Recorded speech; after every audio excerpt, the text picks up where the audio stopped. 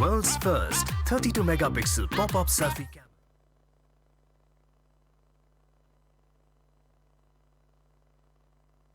1 year ago today, PUBG Mobile went online in over 200 countries. On the 1-year anniversary of the game, we're here with you to witness the honor and the glory. The Anniversary Royale Pass will go live as scheduled with the usual variety of rewards and a load of anniversary exclusive items, such as the brilliant anniversary outfit, the retro anniversary set, and the L&Q Chicken M762 finish. Don't miss out. PUBG Mobile, be the one. UC spent in Royale Pass will be fully refunded as your Royale Pass ranks up, so you can buy next season's pass. Royale Pass, you deserve it. Zombie Darkest Night, the newest mode in the zombie universe, is here. This time, the rules are different. No more parachuting, as players will be placed at random locations on the map when the match begins, and there is no single winner. Players must work with their teammates to spend one long night in the match and stay alive until the sun comes up. Waves and waves of zombies will spawn during each of the 3 foggy periods at night, and supplies should only be scavenged when the fog fades. The main objective is not to defeat other players, though this doesn't mean they are harmless. Players may need to work with other teams when necessary, but should also watch their backs in case the Fragile Alliance goes south. This will be a unique experience for every player involved. This new mode also comes with a passive skill for every player. Understanding these skills will be the key to staying alive in this long night. Can you ride out the night?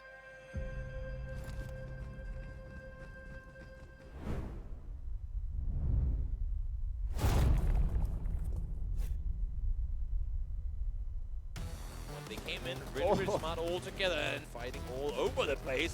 Go in, this player's right next to me, he's just going to go for the spray down. Looked like he was trying to get the down player first, but never mind. The push does come around this side. Does he spot him? Yes, he does, but he goes down as well. Thrown out for the bomb, right? He's also in a bit of an engagement, but everything is happening in this building. We've got bodies on the floor everywhere. 7 is going to be able to get it down. Can he manage to pick up one? There's Kratos towards the left, goes for the flank, picks up one more. It's a 1 versus 2. Is there any more that he can do? Health is so limited. This is where the TPP advantage becomes real. You can stand behind that tree, you can see them pushing around towards you, and in the end there's not a whole lot more you can do more often. That does never help, and he will go down. 7, one of the last standing players of Vikendi. And oh no, the vehicle Just gonna be out of your push out. It spots out one more. Down to half HP. Can he get him? The 1v2 already got down the first guy, and he has one more player down low, and he gets him. Pain Esports suffering to coming soon at the moment. That is going to be Team Gravity. We've got Mortal who comes back down. That is just on side. He managed to take down Mortal. Jump in, shoot it, jump in, shoot it, and there you go, finally. There was no chance at all. Oh, it looked like, was that the play Yes, zone? That's yeah. Twister starting to move around, but making himself really vulnerable. Got a tree to hide at, but the zone moving in is going to prevent it. Eliminated. 2 teams left. Skull. And exactly as you put it right there, could not be said any better. Oh, we've got a huge engagement at the moment. Lord, that is quickly eliminated. Look at these laser tracers, they're just coming in with these guys, they're on the hunt. Soul possibly could have ended up winning that fight. It was very tough positioning. But oh my god, that hurts. Killing factor when it came into the guys on the other side, but here the push comes in and Skull loses a player early. King holding that door back. Trance, though, managed to get the fire down on 1 player. He has to move on Oh, further that forward as circle. well. This circle, 1 tick and you're dead. 1 tick and you're dead, and he goes down. There's no reason for them to take anything aggressive. Now 1 player that will go down. Casualties being sustained at the moment for them, but ACR. Oh, that's hurting. Player on the floor. There's going to be a second right in front. Need to go for the reload here. There is a teammate beside them in the zone, and they're still having that fight at the moment. The push coming up here. Ash in game 1 had 8 kills by himself, and now all of Apex, they're pushing 4 guys together. They Was still up. Viper in a bit of trouble. He is going to get down. knows he's down there. It's just a matter of them spotting him out. It does get the damage applied. No kills coming in just yet, and he actually does get the first one in return. Oh, brilliant shot from Swag. He's pushing. He's pushing right now. So He's going for the flush player. He's going for the flush instead of the kill, and he loses because of it.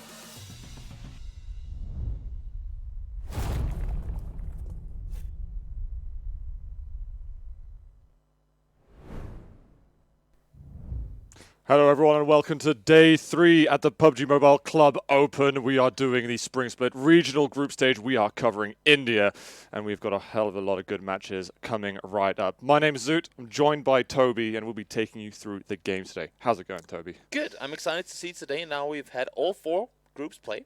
A through D all have been on the battlefield in this round. And now we get to scramble things up. So we've seen all the teams, now we've seen what they're capable of doing, but now we're changing bits and pieces here and there. Yes. And some teams that might have struggled in the first 2 days, well, this could be the break for them where they don't go up against some of the teams that have been sort of their confrontation, and now they go up against teams they can deal with easier.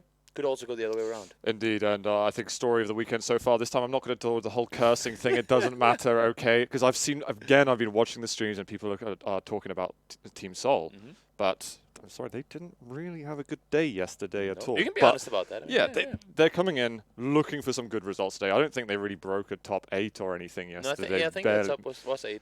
And and it's a team that's expected to be at least taking down some top 3s throughout the weekend. So we'll see what they can do. We have got Team India that is playing today. They actually managed to surpass Hydra on points narrowly, just by a couple. So they're definitely. I was excited about seeing Hydra going versus Soul, but now I'm just excited to see Team India to see if they can sustain what they're doing. Yeah. We have got the points, though, up on the board. This is the structure that we have. So if you come in 16th, as though we have 16 teams in each lobby, you don't get any points unless you start fragging out. That is it's a brutal point system in the sense that these top placements, I mean, pretty much just, well, I mean, you could say 6th through first. Yeah.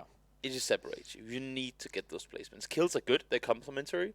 But you need the placements. Exactly, and as we've been discussing through the weekend, we've got 32 teams, 24 are going to make it out. It's not so much about individual groups coming top 6 in the group, it's coming top 24 overall out of all of the groups together. Exactly. So you want to get yourself up in those are the sweet spot areas. Here we've got the games, and look at that, we've got Sanhok that has been played today. We've been starved of it all weekend. Now we get to see it up as game 1, but we will finish off with 2 Erangels, which is, again, the theme of the weekend. And I like it. I mean, we haven't, the teams, I guess you can say, haven't had a chance to go back-to-back on a map. Like to go, okay, what went wrong in the last game, let's fix it in the next one. Only on Erangel have they done that, and they have been changing up things for those games. But every time we've done Vikendi straight into Miramar, straight into Erangel, it's just been extremely tough for them to really take anything from one game and bring it into the next one. Yeah, indeed. And you can see here our match 9s through 12. That is the time that you can see it in. And I think it's probably about time now that we talk about Sanhok. First time seeing it this weekend. What are your expectations? Chaos. Okay. I mean, we've seen some chaos already. Now, the thing is that for these guys, one thing, third person, you don't want it to be that big of a deal, but it is, especially on a map with so much cover. Everything on Sanhok is foliage all over the place. Here you can see all the teams participating today. It is, correct me if I'm wrong, Group A and Group C. That's right, playing. And you can see the teams there coordinated. But no, going back to Sanhok, I mean, it's just, there's so much foliage. Where on Miramar, you can probably scout up forward about 800 yards, or 800 meters, if that's what you want to say. Here, for the most part, not more than 100 to 150 at most. So you're way more up close and personal, and it's going to force all these teams into way more fights. So we've had maps that, due to the size, it's kind of allowed us to not always see much action in the first 10 minutes. Yeah. Are you expecting there to be some heavy blows taken in the first, maybe even the first couple of minutes? I think since we are going into this map dry, in the sense that there's no one else having played it so far, it could be chaos early. We'll have to wait and see the score points here as well. With Team India looking absolutely phenomenal. Coming soon as well. A bit of a slow start yesterday, but they just ramped it up and up and up. And they are, I think, the top fraggers of 38 on the board. And we got Hydra didn't even turn out to be the top fraggers.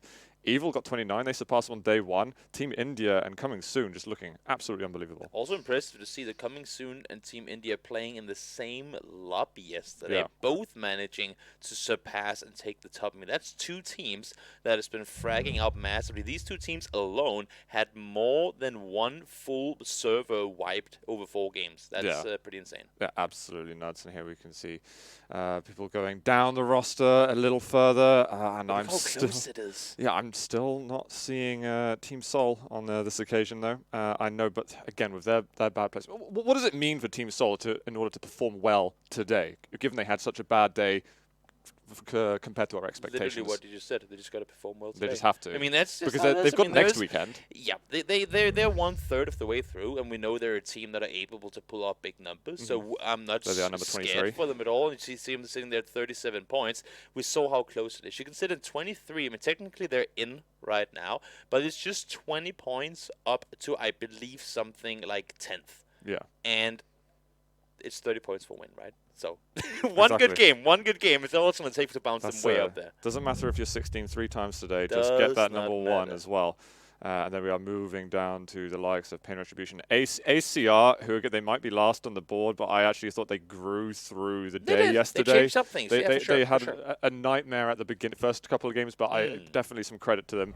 We saw some improvement. And that's what we need to see from all the teams, really, is you need to be adapting as the days go on, and each game by game, don't have your static strategies. Yeah, they for sure did improve. That's no doubt about it. I do want to give a shout out as well to Vivo, the sponsor here for the PUBG Mobile Club Open. And again, we want to direct you over to the website where you can find all of the information on the tournament. It is clubopen.pubgmobile.com. And not only info, you could also, if you didn't get to watch the games yesterday and the day before, all the VODs are in there. So you can go and find all the videos, all the matches that you should have missed or should have missed them.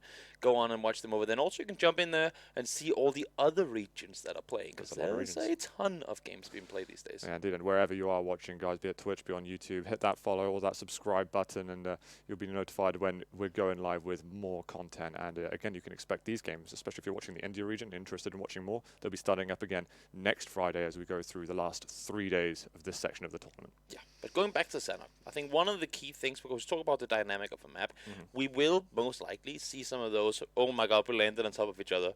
There's no other way than fighting it through. They will do that. But then once those early teams are eliminated, or just players eliminated, I think because it's third person, because people are so scared to make that aggressive move around, they'll take it extremely slow. People will be sitting further out on the edges. It's a smaller map. You don't have to move that far. This whole dying to the blue thing won't be as big of a factor. You say that now. Yeah, I do say that now, but I hope it won't be at least. But we'll, of course, have to wait and see as the game is now beginning. That's it. That's right, Toby. The flight has taken off. We got players dropping onto the floor. Got Brawl going over onto the smaller island. Any conclusions that you're drawing here?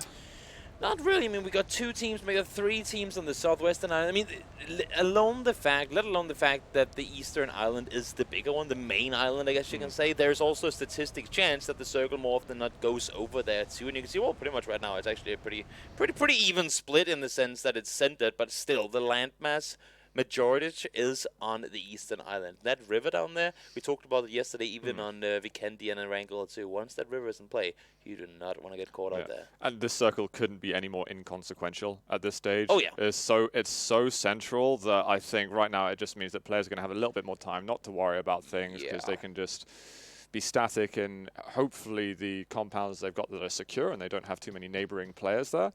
Loot up and then worry about being proactive maybe in about 2 to 4 minutes time. Yeah, I mean, we pretty much have everyone inside the circle already, so it's going to be up to the guys here to figure how center do they want to go. Do they want to sit around on the edges trying to find some fights later on? Because there's, I mean, I guess you can say at least on Sanhok, there's some advantage in coming in late.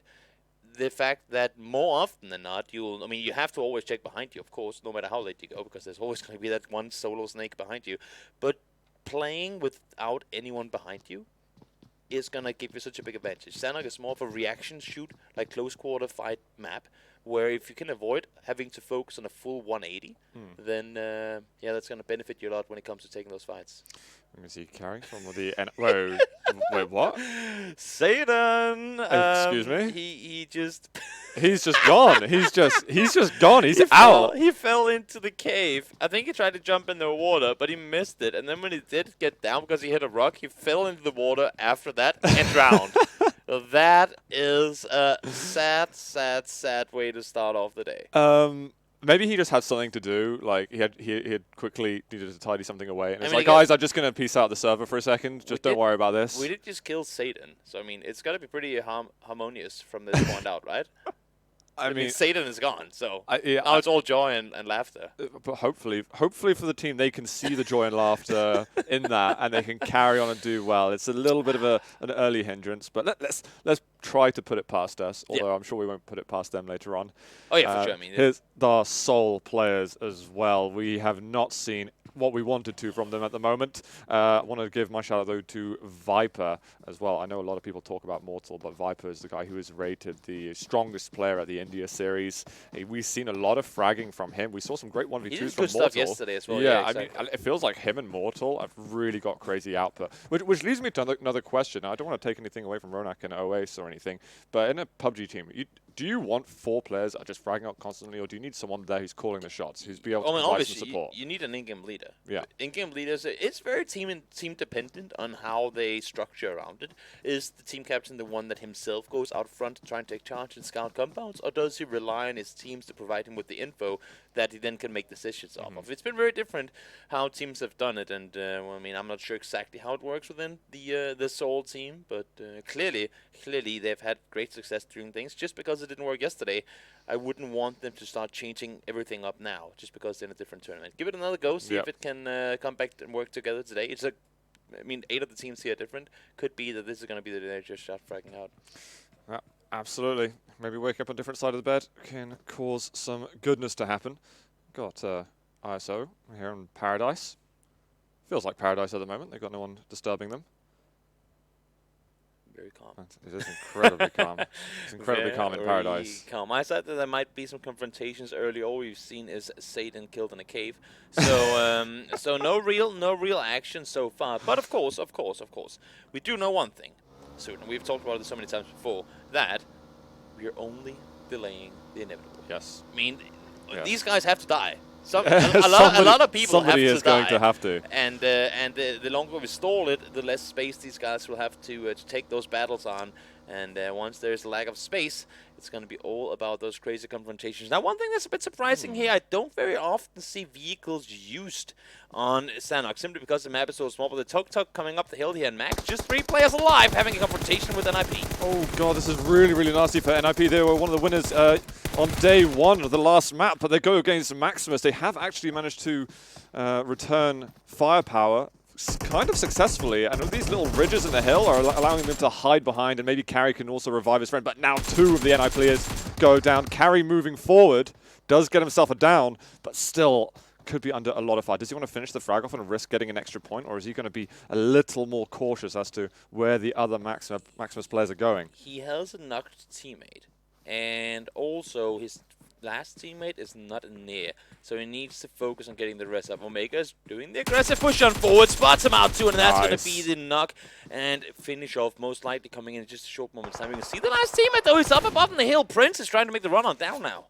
Oh, I mean, he has got a lot of work to do if he wants to try and save any of his teammates, or also just make it so it's more likely not to go flat out in 16th. Yeah, it looks like he wants to push forward. Like, I respect the aggression at the moment. It is just Krita remaining down the hill. I mean, Krita, Kritakia, if that's how you pronounce it, all by himself down the hill. He's just going to run around trying to see if he can get some points here. Smart play by him. He knows that there's no safety in taking that confrontation by himself. He doesn't have any of his players finished off yet. So wise decision-making coming in from him, and a bit of a misplay from NIP earlier. He was just using that vehicle, and they just walked right into the gunfire. Yeah. Now, Prince, I mean, I think there was a moment of hesitation, probably some discussion taking place while he was moving forward, and it was like, okay, do you want to go for the play because we know there's some players down, or do we want you to just isolate yourself a little bit from anybody? Yeah. I mean, they got caught out, and they traded 1-for-1 in the beginning. They were up against a 3-man team, so to begin with, things were pretty evened out. Only thing was that when they had that player knocked, I think it was Navi, he pushed his way up while his teammate was rezzing. He's all by himself. His teammate is not in a position to help him should that firefight escalate, and he was called out 1v2. That is just an over-aggression that he didn't have to do. Hold the angle, wait for that teammate to get the res up, then you can push up together. It's those small things, really small things. It's communication-based. It's how much you've played together with one another based as well. And that's what separates the good from the best. Yeah, indeed. And we have this circle going a little bit. Viper's just gone down to the play zone. We're just picking up Viper quite a lot. Is it? Can we draw anything from that? Yeah, in Circle 1. That's not the most worrying thing. Is there some self-damage, or did he take some damage, and was it... I guess it's actually Circle 2, but still, it makes no sense to me. He may have taken some damage in gunfire and then happened to have been in the play zone and just being like. I mean, even it's early. I'm making up so some excuses for him at the moment. if there's teammates around, he will get rest. So we haven't seen him get finished yet. So I would assume he's back up on his feet. Yeah. But that was. I mean, we didn't get to see what happened, so we can't really draw any conclusions. That was unusual. But pretty interesting. Team India top of the scoreboard at the moment. They've had a fair amount of peace in the first 5-6 minutes, and now making a little bit of a movement, try to reposition and get themselves well into the circle. Maybe find a compound that they can hold onto and persevere. You see the Team India players, some of them with level 3 gear already. They've been fortunate with the Kevlar helmets, and it's been paying off. I mean, honestly, they have been the team to aggress. They have been the ones to say we're not shy to take a fight if we have to. And well, I mean, now they have the Kevlar and utility to do so. So why would they want for anything else? Already sitting in first place, and they're looking to get even better points. Maximus have taken some injuries. They'll recover. Certainly doing better than the teams that they were going up against earlier. Coming soon. They had a very good finish yesterday, actually. I believe they got the last win of the day on Erangel. Yeah. And they were, well, I think they had a also win the top in that fraggers game as well. and a second place in the previous ones. Yeah. They had second place and a win in the 2 final Erangel games. They get to play 2 more Erangel games today. So hope to see them put up some good numbers. Definitely. I don't see Viper among these 3 players. I hope he's... I'm pretty sure he's up, though. Because Surely. we didn't see him get finished. Yeah. And by this time, he would have bled out had he not been rested. So I cross my fingers for you, Viper. ACR, though, you can see are fairly close to Seoul. I know ACR have been struggling a little bit. So looking down at the sort of bottom right, that cluster, ACR want to be careful. They've usually been very, very passive, so I doubt they're going to want to initiate a fight, but they're certainly going to have to be ready to retaliate. And not only that, but they're moving around in the area of Quarry. I mean, if you want to talk open areas on Sanhok, because there aren't a whole lot of them, that will probably be one of the most open areas. And if you're trying to force 4 teams into fighting each other all at the same time there, it's just a matter of who gets to see who first. We have seen Trance from Team India. Yeah, already active. Opened up a little bit. They're going versus Team Gravity, it seems. Team Gravity also have been struggling a little bit there on the last page of the points board, I believe. Trance trying to see if he can finish the job, or if there might be another teammate scampering towards them to get that revival. You can see they're just waiting around the corner. They're playing it so smart, and they're really, really close to each other. Trance is kind of tunnel-visioned on the guy he knocked down the hill, Dexy, on the other side. But there are other teammates for TG. They're close by. We just saw another Maximus player go down as well, so there's only one Maximus player still alive. So we'll just look out on the scoreboards to see if those tombstones come out, because we could have our first team out in map 1 today. I'll correct you and say there are 2 Maximus players alive. But there are 2. Yeah. But the one got down. Now was there on are his 2 knees. because there were 3. No, there were 2 He rested down. both of them earlier. I will not give up in this argument. I only saw You 2 on the see board. two right Katanga. Is it? Okay. Are you going to give up on your argument now? No. Even They're when both on their even when feet. the evidence is right in front of my eyes, I refuse to give The up. observers literally said, "You are wrong, dude." It's quiet. It's quiet time, Toby. Okay, I digress. I am wrong, but we have got God's Reign. Actually, they're coming under fire a little bit. Axe is looks like he's just about to be going down. Surely. I mean, it's first knock. Should be able to get the rest. You can see Manos taking But there his was time 2 to figure Maximus out- players alive. Yes. As I was. So I was right. No. Okay, no, we should stop. Jesus. In any case, seems like Team India, they decided to disengage from that one. Makes perfect sense. Again, he was sitting there, he was holding the angle. He wanted to see if somebody's running over to get the res on up. First knock, though, they didn't have to stress it. They knew he was probably going to hold that angle. Didn't want to give up any info. And they said, you know what? We didn't get the info. We don't need that kill right now. We know we can fight. We can take that one later. Let's move further into the circle and get ready for the next one. Smart disengage from Team India. And Daku, I remember their early encounters with Hydra in day 1, where it wasn't so pleasant for them, but all alive and kicking. And if you're Team Seoul today, I mean, Team India, the first 2 games, both on Vikendi and Sanhok were their sort of butchers. And now we'll see if they run into each other once again, because Seoul, I mean, they've been playing pretty scare-free, I guess you say. They haven't really been too scared of doing anything aggressive. But if they go into a fight early, even if they do get the first knock and they see it's Team India, do you think that's going to be them disengaging from it, or are they going to go full on no matter who it is? I'd imagine they have the confidence at their level to not feel like they have to disengage unless the situation means, okay, someone else might be coming behind. Some other factor that would make them do it rather than respect. There's going to be a level of respect, but I think they're going to trust themselves to be able to be at least equal in those Also, same fights. we saw in game 1 how as soon as Seoul started fighting and they started taking casualties, 3 other teams sprinted over there to third party it. I mean, you want to take out those top teams early. That's going to give you such a bigger chance of winning fights later. Here's Prince, the last man standing of NIP. He certainly wants to stay prone and stay out of sight. Orb there, getting himself... Oh, RGB getting himself a frag there onto Skull. He might be able to find another head in a moment. There's just so much foliage. As you were mentioning right at the beginning, it's hard to get that really long extended vision. Yeah, I mean, you have so many bushes and trees everywhere now. We do have the X-ray available here, so we can see a little more, but their vision sure is obscured by trees and foliage all over the place. Yeah, Prince is actually just in the zone as of where he is. Orb also looking okay. It's not going to be long until we see where the next circle is going, and that surely will raise some drama. Look at the south here. 1, 2, Oh my 3, God. 4, 5, 6, 7 teams within 1 kilometer. That's from west to east. crazy. I mean, that is so. And if the next circle goes far north, it's going to be a bloodbath. It's going to be reminding me of the swamp battle that we had yesterday. Oh yeah, exactly. I mean, that's the issue with these maps. There's so many weird terrains to maneuver around, and once you're shot, you try to push out the other way. And if everybody does the same thing, it just causes these really tough situations. There we go. Who's going to be hitting them shots better? And Maximus. I think they're aware of the footsteps and the sounds around them, but there's not that long to react. You've got a minute, less than a minute until the circle starts closing again. We've got gunfire going off around the map already, but I think we're going to be hearing things everywhere as the circle already getting pretty small.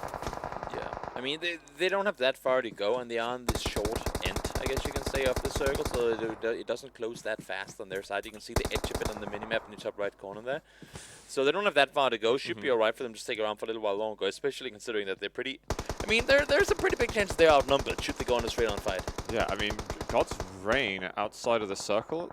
Was they outside the circle just there, looking to break their way in? Yeah, they're trying to get around the compound. Okay, they don't want to be hanging out there for too long, but they obviously know there's some obstacles in their way. Team Gravity, though, in front of us, they've been surrounding the Maximus players a little bit to an extent, and it's going to be time to start pushing in. Maximus is going to do everything they can to hold on. We still have 16 teams alive. Playzone is going to take down one of the God's Reign players. It's just it's KK who's alive, and he's looking to delay things to the absolute last second, I think, with his meds. What they wanted was to try and see if they could force these two teams into taking fights before they do anything, but it's just been stalled for so long. Oh, that nade is going to hit the tree.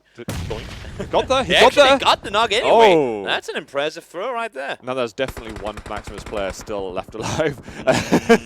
The Team Gravity guys, 2 of them pushing forward. They've got a third coming with them. They're going to finish the down. Surely there's going to be another lurking. Omega, what can you do to prevent yourself from making your team 16th? If he had a nade right now, he does 1v4. Oh my god! Oh my if god! He can get it it's just off angle. Molotov as well. Throw it on the left side. That one is going to get one knock, I would assume. Where's the explosion? There we go.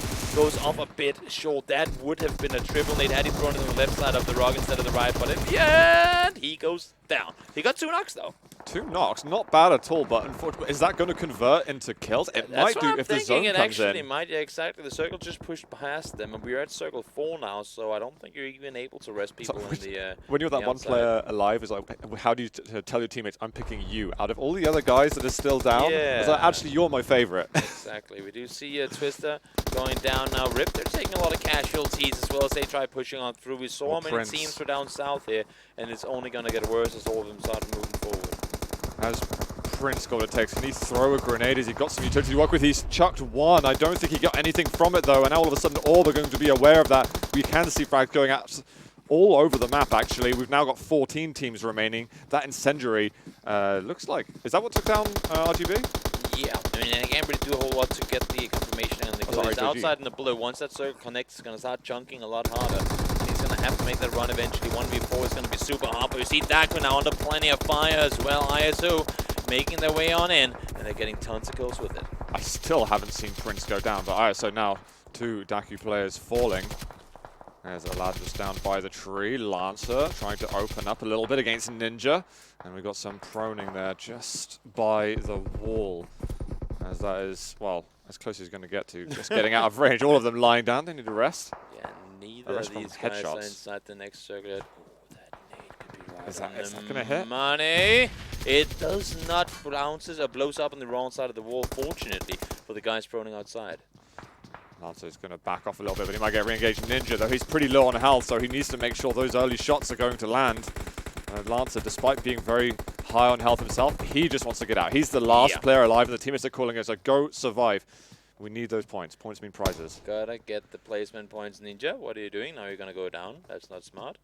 Oh. That's a bad calculation on how much damage the blue does, because his teammates, they knew what was up. They just started sprinting immediately, but he was like, no, I can do this. No, you cannot. I think one of them stopped to try and heal up a little more. They've all got a couple of players that have been down for the moment. Prince, we just saw going down there as well. Oh, really? So that is going to be NIP out in 13th place. To be honest, didn't do too badly there, considering what else was happening on the map. Soul's in the blue. Look how far east they are. They're maneuvering way around. I mean, they're hearing all these fights happening and know they're in a rough position, so they have to get in and at the same time avoid all these fights, because if they get caught out in the blue while trying to take a firefight, it's just going to chunk them so hard that there's no way in hell they're ever going to get in. Yeah, Playzone is actually getting more casualties at the moment. Another ISO player's eliminated. Mortal gets taken down by the Playzone, actually. Not what I was expecting to see. Two Soul players down. Yeah, coming soon, also getting some frags. And again, the Playzone taking way too much part in the kill feed. Ronak, though, taking down one of the Coming Soon players. We've got a ACR up here. They're with Coming Soon, and there's going to be a little bit of a fight occurring. That smoke definitely obscuring a lot of vision. I dare say ACR have a slightly favorable position on the high ground. But the thing is, are they going to be the ones to react? And to, say react, to be proactive and go for the shots? That's the big question. You see everyone here on the hillside trying to get some sort of cover where there is none, so throwing some smokes around and doing everything they can to stay put. You see Darko Lancer, the last remaining player, down in the side of boot camp, trying to see if he can deliver some damage up the hill. But right now it's some of these other teams that are doing the heavy work. A grenade there would have been so good if they had that utility to work with, or took that initiative. Sometimes you don't see anything, and then the smoke is like, well, if I can't see them, I'm not going to go for it. Well, sometimes it's the best time to go for it. True. We've seen that be the case more often than not. Now Brawl, they're making the run on forward. They are somewhat slump, but they won, and now they're starting to get in on the kill feed and secure themselves a top 8 spot too. Orb's been hurting a lot. Brawl also taking down some Team India players. Yeah. We are expecting a lot of good things from them today, considering what they showed us yesterday. The Brawl is fragging out at the moment, and I know they were almost like the laughingstock on day one, but this is excellent fragging from them at the moment. But as you can see in the kill feed there as well, they are fighting two teams at the same time, and that can turn to be a bit too much for them to handle. This Nate, though, should it explode? Close! Oh, Jonathan just exactly survives it. Did all of the ACR players go down? Because they had that favorable position going against Coming Soon, but I don't think they did anything with it. And eventually Coming Soon, they recovered, they threw their utility, and they were looking better. And they're in the top 7. See how sneaky peekily these guys are making their way on forward. When you're prone in third person, you do get that little lifted vision over the grass. It makes it a lot easier to see forward, but now... Orb's just gone out, I think. Yeah, but they get blown up. We do stuff Coming Soon, though. They were in third place overall coming into this day, and they're still alive up on the hill. Lancer.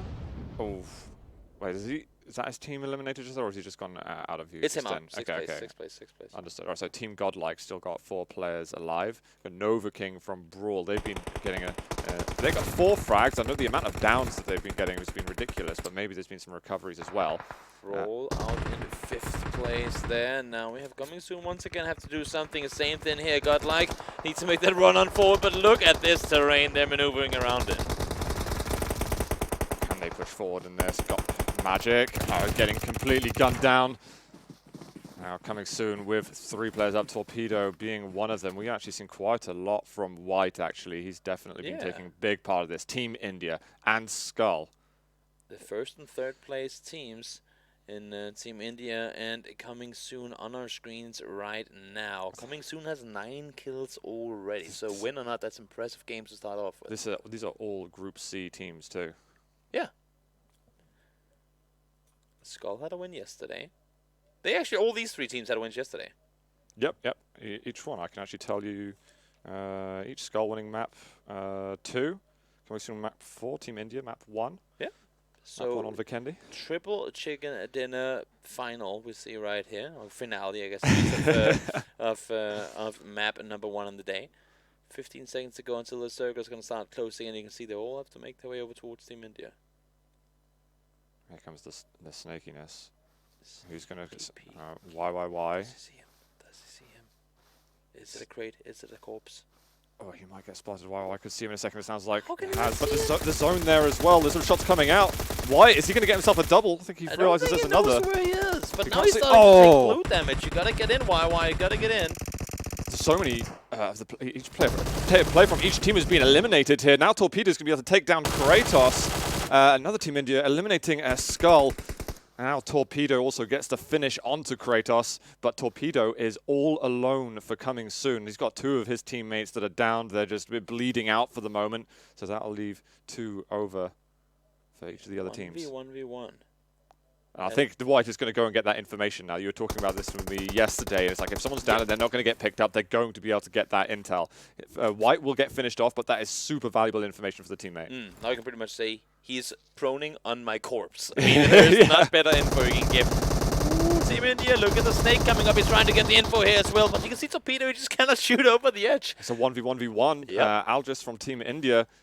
I mean, is the high ground going to be of great benefit at the moment? The grenade just drops down, but it might have fallen behind Torpedo. Again, in the Star Challenge, having phenomenal performance himself. And he's looking to do good in 2019. It's definitely YYY who's struggling the most with that zone closing in on him. But he doesn't really want to get up and stand up. He's been taking way too much damage from the blue that's already. hurting. Look at this, he has to keep on going. He had full HP when the circle started closing, and he's down to like 10%. That is not good at all, and he goes down because of it. Skull, they go down in 3rd place. Now it's just Algis, they want to get up, and they want to have a fight. 1 versus 1. It is Torpedo from Coming Soon that is going to take the first map of the day. Well played to them, and the quick map says 11 kills. 11 kills from Coming Soon. Tips with Toby. Yep, top tips with Toby. When you're in a 1v1, don't jump.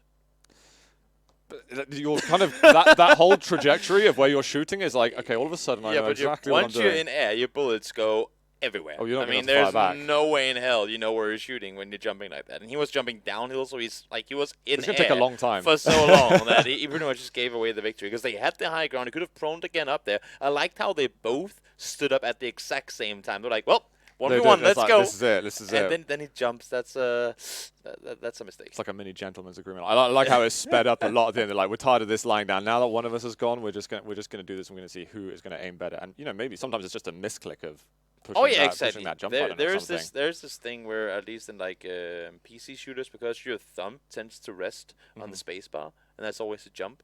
So when you get jump scared or something, when you get scared from someone else, you like accidentally like flick your thumb, and that forces you to jump. So a lot of people actually unbind spacebar from jump for that reason alone, because once you're in the air, you're just a target. There's nothing you do to return fire. Not exactly. Mouse 2, jump master race for me, but I do Mouse 2? Yeah. You don't. Oh, you can't zoom in Quake, I guess, with your guns. I mean, you can, but mouse 2. Just mouse 2. But it doesn't matter because we're on mobile here today. That is true. And no mouse 2 it's or different. space bars. It's far more different on mobile because now you're deciding how many fingers are you going to be using on mobile at the same time. And I know some of the guys are using 4 fingers in total. And there's a lot that you have to do with those 4 fingers. If you're going to be moving around, you're looking around, you're trying to jump, prone, crouch, all of those different commands. There's a lot to. A lot of technique to build up, but we are going through the highlights. I don't know if we got a chance to see the early kill into the cave. We didn't. We saw it when it happened. We saw it when it happened. I was like, what?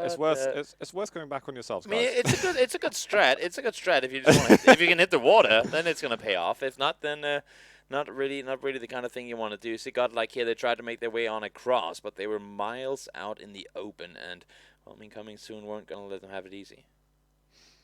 Yeah, I'm just happy to have seen Torpedo having that stunning finish. I was kind of hyping myself up about him into the tournament, and now actually getting to see it come to reality, it is good to see.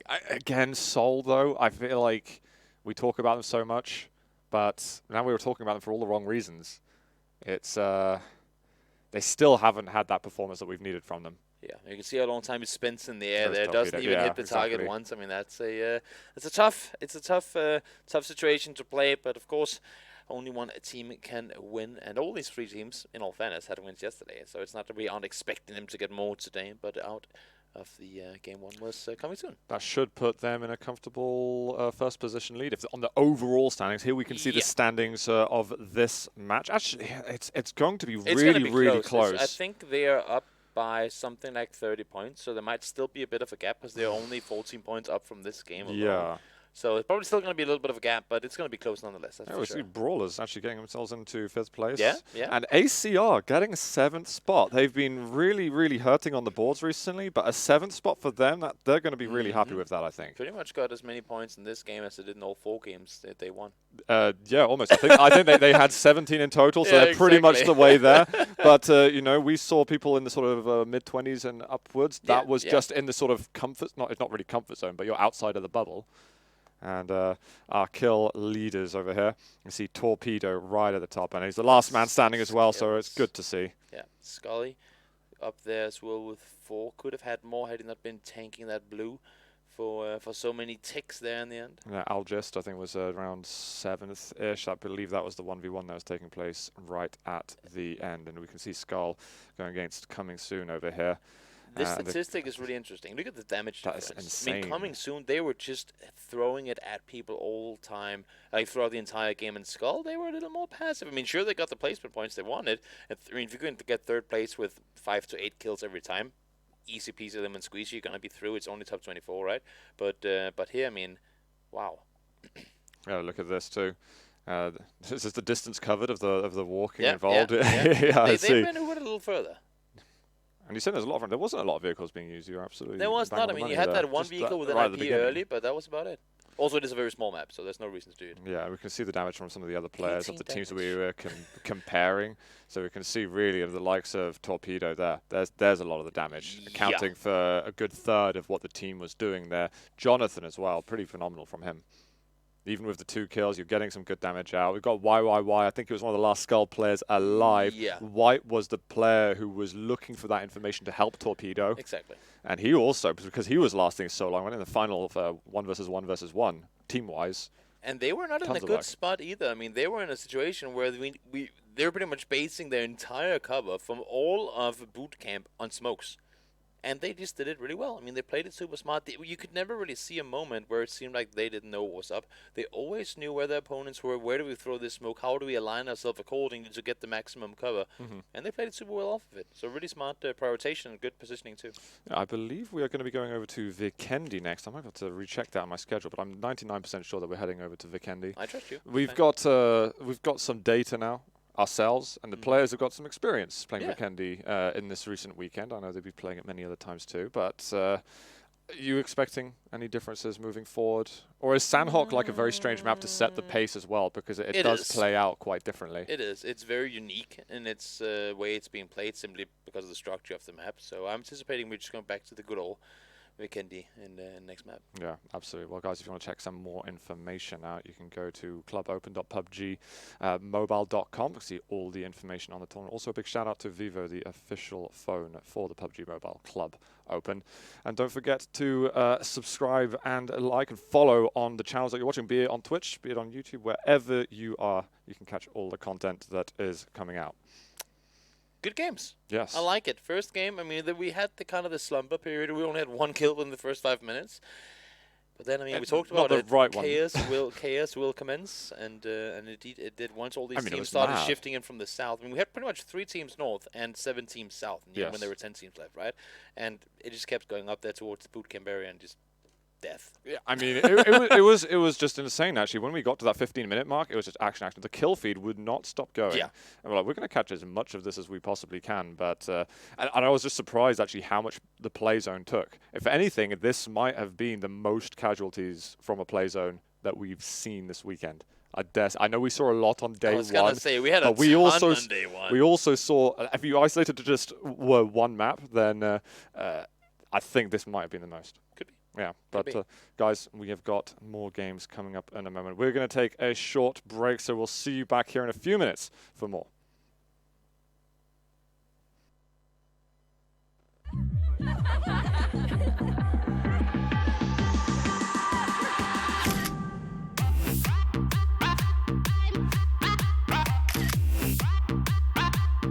an elder child soon.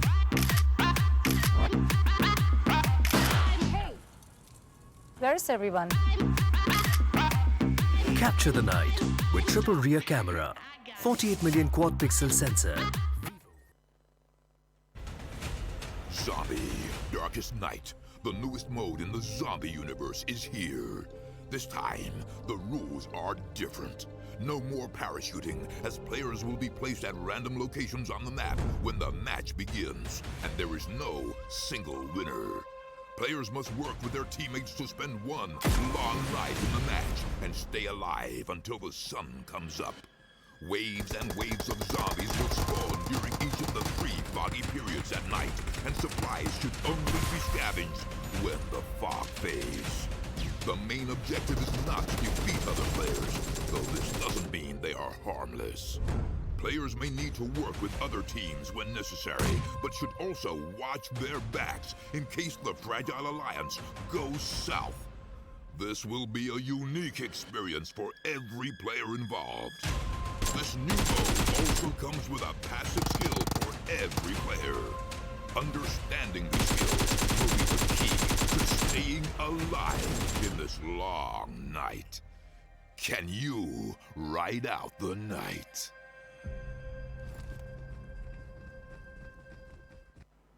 Hi. Hey, buddy. Yo, Mike, are you ready? Wait. Should I go with the UMP9 or use it? Sun's out, guns out. Gear up for summer. Ready? Okay. Well, Ready? Sorry. I'm late. Any plans for fall break? happy graduation! You made it, bro. So proud of you. Sorry I'm late. What a day. I hear ya. Get Come this. on. Hey, Watch out! Take this, that's hey! a real battleground. Are you ready?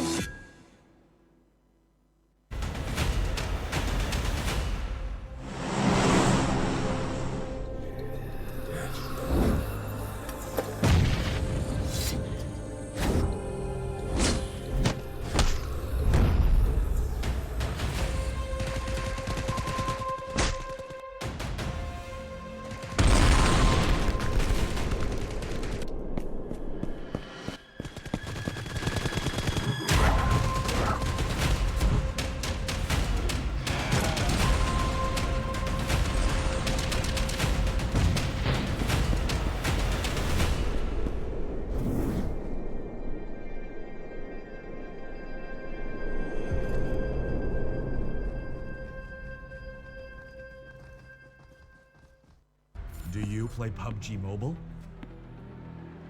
Maybe you never run out of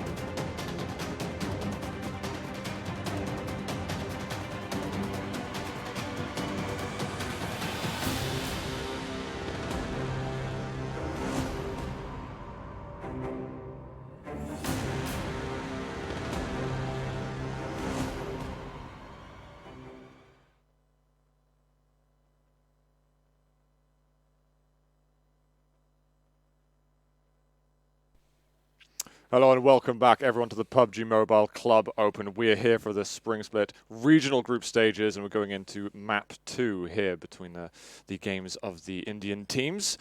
My name is Zoot, I'm joined by Toby and we're going to be getting into Vikendi, I believe, very shortly.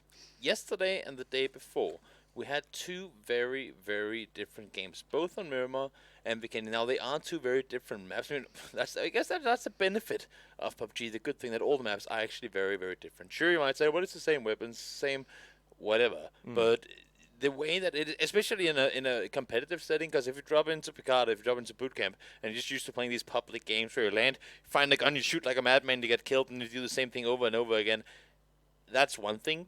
That's a sign of insanity. That might make the map seem similar because you do the same. But if you go into a competitive setting with all these guys that play like all the time, it's very, very different. And where they actually do take the lead. They just about take the lead over there. We can see Hydra in third, of course. Look, again, we're going to repeat ourselves.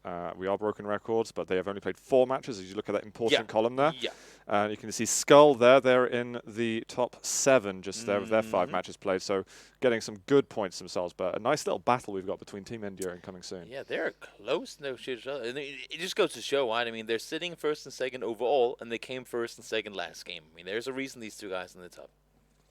And here on page 2, let's have a look. Ninjas and Pajamas, they did get themselves a win earlier on in the weekend.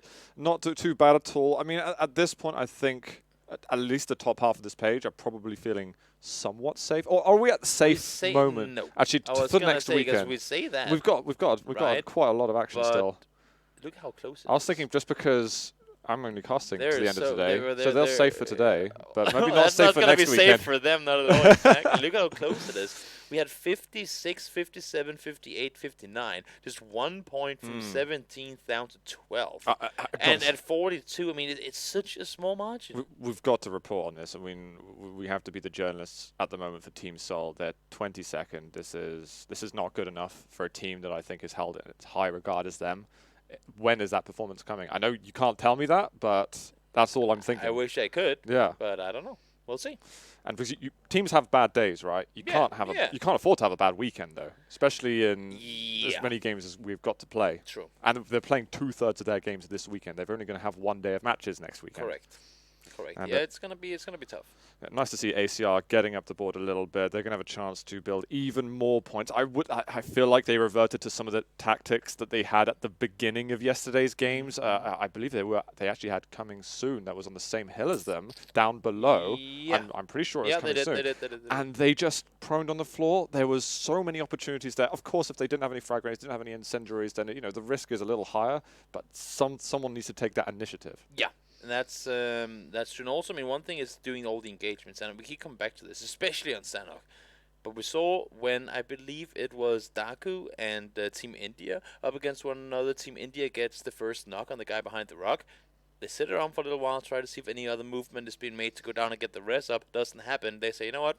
Ain't worth our time. Let's get going. And they got themselves into a really good spot and got a second place in the game too. Sure, they didn't get a bazillion kills off of it, but they got the placement they wanted. And, well, talking about this point system, it is just more important. Yeah, it is. You need to be picking up those points. Guys, once again, big shout out to Vivo, the official sponsor of the PUBG Mobile Club Open.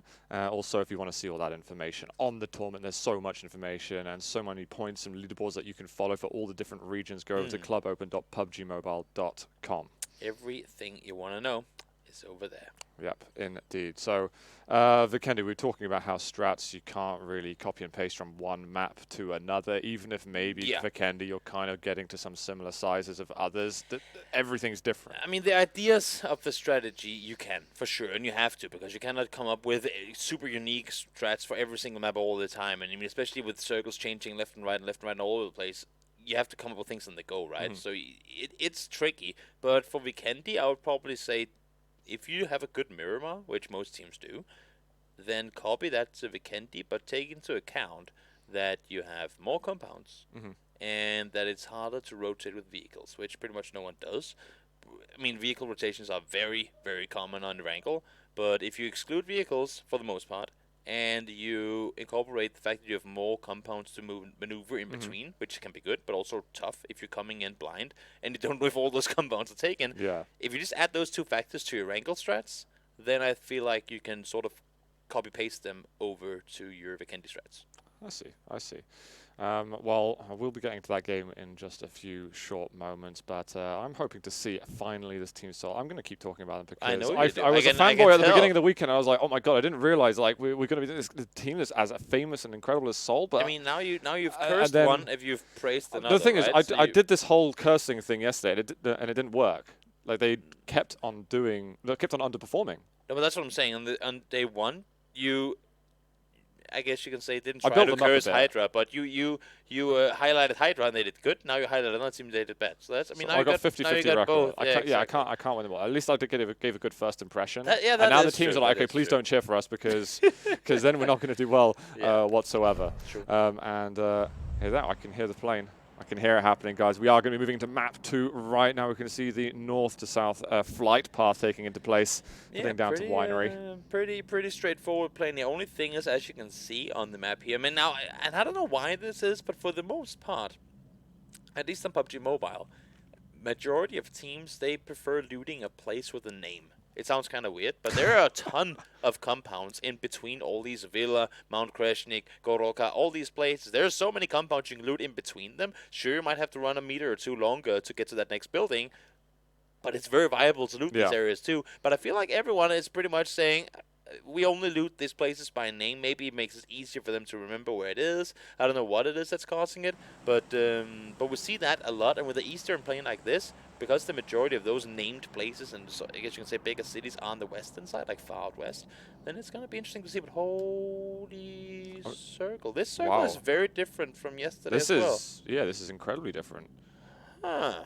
So Team India all of a sudden realized they've got some cross-country work to do. No one's going to Castle at all. I don't think we saw Castle played out beforehand. I cannot help but think that this circle is like 1/8 the size of the first circle we saw in the first 2 days. Yes, but nevertheless, oh God, Neo. No, we don't want to be seeing this again. At least he can get picked up. Yeah, he'll get better going. It's not Satan, it's not Satan. He's fine. Poor Satan. But that was a very western circle. And one thing is that it's far out west. It's going to be hard to traverse to it. Another thing is that half the circle is water, and that means that even though it's far out, it's also insanely small. I mean, the landmass is half down, pretty much to Circle 3. I mean, if you go by yesterday's settings and the day before on Vikendi, the amount of landmass you have in this circle, that's like Circle 4. Yeah, it is maybe crazy. Circle 3. We had Maximus, who got himself in a little bit of trouble in Sanhok, about halfway through. And ACR, again, rooting for them to have those continuous improvements, although they're going to have to push really hard in order to get out of the bubble and make it to the next section of the tournament. And Cross, he's playing with fire there next to the ISO team. Yeah, I mean, there are multiple teams looting the same cities, and again, we talked about it, because all these teams prefer to go to the, I guess you can say, official places. We do end up seeing teams landing on top of each other, because one of the benefits of having just 64 players on the server is that there's room for everyone. But if everyone decides to jump the same places anyway, then that doesn't really matter anymore, because there's going to be opponents around you. That's what we tried to avoid when we cut down the amount of teams to begin with. Oh, Skull and CS, I don't think they want to see each other quite as soon as they saw each other last game. I think it's about time. It's like, we saw you at the end. We want to see you at the end again. Let's not do that right now. Let's postpone that one a little bit, shall we? So Skull taking the initiative to get the hell away, though. But Shinrai is going to fire off a couple of shots. Hope for the best. No real connections, but it's okay. They don't have to commit to anything either. You go away from our compound. That's what they said. So they get themselves that city secured. Down further south, we have a team, a Gravity team that's been off to a rough start. But again, I mean, we're not even halfway through. Oh, I guess technically we're actually exactly halfway through the games when we're done with this one. As for how many games all these teams will get to play, right? Yes. It's going to be game number 6 for all these guys. So this will be the halfway point for them. And as I've always said in all sports, what one team can do in one half, you can do in the other. So it doesn't matter if you're behind by 5 goals or down by 200 points. If one team got 200 points in the first part, there's a statistic chance that you can do the same thing in the next. But then if they also do what they did previously, then you kind of, I know. You don't say that. But we don't take that to help motivate. This is a motivational speech. This is true. You don't take into account all the things that can go wrong. Of course, if you do well, Let's keep morale high, gentlemen. That's what I'm saying. You don't start throwing logic at people during motivational speeches. What is this, dude? What is this? I'm sorry. Maybe my motivational speaking is not quite ready just yet. ISO going into the neighborhood of Skull. They're looking for some safe areas, but is it going to be safe for long? As we got Ashish and Rohan kind of treading towards them. Oh no, treading a little further away now. These guys, they cannot seem to catch a break. They drive from one city, or one area, I guess you can say, where Coming Soon was, and now they're going straight into the compound of ISO. That's RIP. And again, we saw some pretty decent things for them overall. They're about the sort of midway on the leaderboard of points. Although they've got actually some notable amount of LAN experience, they actually only their counterparts NIP have managed to get a map win. I'm trying to think back. I think they were sitting in 17th place overall coming into this game, and they did have that. I mean, it wasn't a win. I think they actually died in 6th, so they didn't get that many placement points, but they did have that Erangel game 2 days ago, I believe it was, with 17 kills. That's the record, I believe, so far for the entire round, or the entire, I mean, this entire weekend, right? 17 kills in one game. At least tied record, I think it is. But haven't really been able to put up numbers since. In that game, they just played with so much confidence. They just crashed from one compound into another, forced all these fights. They did extremely well. They never took any casualties early on, despite forcing so many fights with other teams. And now it's like they've just changed things up completely. Oh, is that a 4-man vehicle just there? Yeah, against one another. Uh-oh. Well, it could get heated up in a moment. They're going to cross. Shots being fired. It looks like ISO actually took the brunt of it.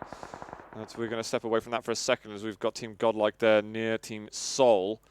And again, I know a lot of people calling out for Seoul to be stepping it up at the moment. We'll just have to review because it's not been. We've not been able to report anything positively, really, apart from a couple of individual plays from them, and that wasn't even today. You know what my bet is? If all you guys out there in the chat start spamming some love for Seoul, I'm sure that they will. I'm sure that that'll be the motivational speech they need. Exactly. Don't get me to do it. Show them your support, and I'm sure they will be. They'll be just fine as well. Aladdin and Ninja, they're getting themselves a. They were in that vehicle, that confrontation a moment ago, I think. A bit of PTSD, sort of psychic. We were just driving down the road, and all of a sudden, 4 guys come shooting at us. And there were 4 guys in one car as well. Yeah, that was the scariest part. Like, we were told never to do this. Why can they do it? Oh, yeah, you hate to see it. This Team Godlike there, I'm sweating for them a little bit. But we've also got RIP in the same area. I mean, we don't know if anything is going to commit whatsoever, but there are fireworks in the making here. I mean, this is one of the biggest, if not the biggest city in the entire game. So, in the entire map, I mean, sorry. And these can easily sit tight where they are. But as you can see, with all these people sprinting around as much as they are, and a contrast here, God just sitting all by themselves, like, we will not move a muscle. Exactly. I'm trying to gauge on map their position, but they seem very happy. Yeah, I mean, with that island, or with that position out there, they should have plenty of room to move around. Even with 3 teams in the city, you can even add a 4th, as long as, of course, NIP don't start running straight into Seoul. They split up vehicles at least on this occasion. Siam did take some damage as Mortal, who was shooting over across. When now Siam was like, "Hey, team, I've got a lot of information. There are some players over here. Do we want to go forward? Do we want to try and contest for this position ourselves?" As Mortals fires over an incendiary. Try and block Siam out. Oh, as always. Apologies. So, yeah, they're trying to see if they can get a bit of an angle there, but not going to happen. NIP, are they just going to commit to the other vehicle? Seems like it. They're doing it. Oh, this I mean, this was a situation where, I mean, they had the other vehicle, it would take a lot of damage. Now they go for the one. I mean, this is one of those. Had you had 3 vehicles, you would have gone down to 2. So here, this is a respectable 4 guys in a vehicle situation, because they literally had no other choice. That was the only escape. Yeah. So it's still scary. Toby permits still get it to happen. Yeah, it's still scary. You can still get wiped on it, but at least they did make it out alive. Team India are our 2nd place team on the boards. Actually got Brawl nearby. They're going to get a couple of shots out towards the vehicle. Frost seems to have suddenly got taken a bit of an injury. Brawl doing pretty good though last game compared to Friday. It's been heaps of improvements from them. Yeah, see, Paracharge has made his way down towards the main square, I guess you can say, of the city here, and I mean, he should be able to hear some footsteps in the distance, but whether that's going to be enough for him to want to call his teammates down to assist him, or it's just going to be him saying, "Guys, we now know that there are multiple teams in the city. I can give you the info from here. Don't come running. They'll just hear us as well." If you're Daku here, would you rather have a player in 4 different compounds? They're sitting miles out on the edge of the circle, and they have info on approximately 250 square meters, where they could have been getting info on 2 square kilometers. I see. So the fact that they're 2 person to a building and then 2 person to another is... If this circle shifts to any spot that they can't see right now, which is very likely because they were far out on the edge, they will have to spend time that they could have spent rotating on doing reconnaissance. Because they didn't do the reconnaissance when they had the time to do it. Yes. And that is probably one of the biggest takeaways from me, having watched this league so far. Overall, the plays, the mechanic skills of these guys are very, very high. They throw out some insane shots, a lot of them. They're really good. They're tracing their targets and all that stuff.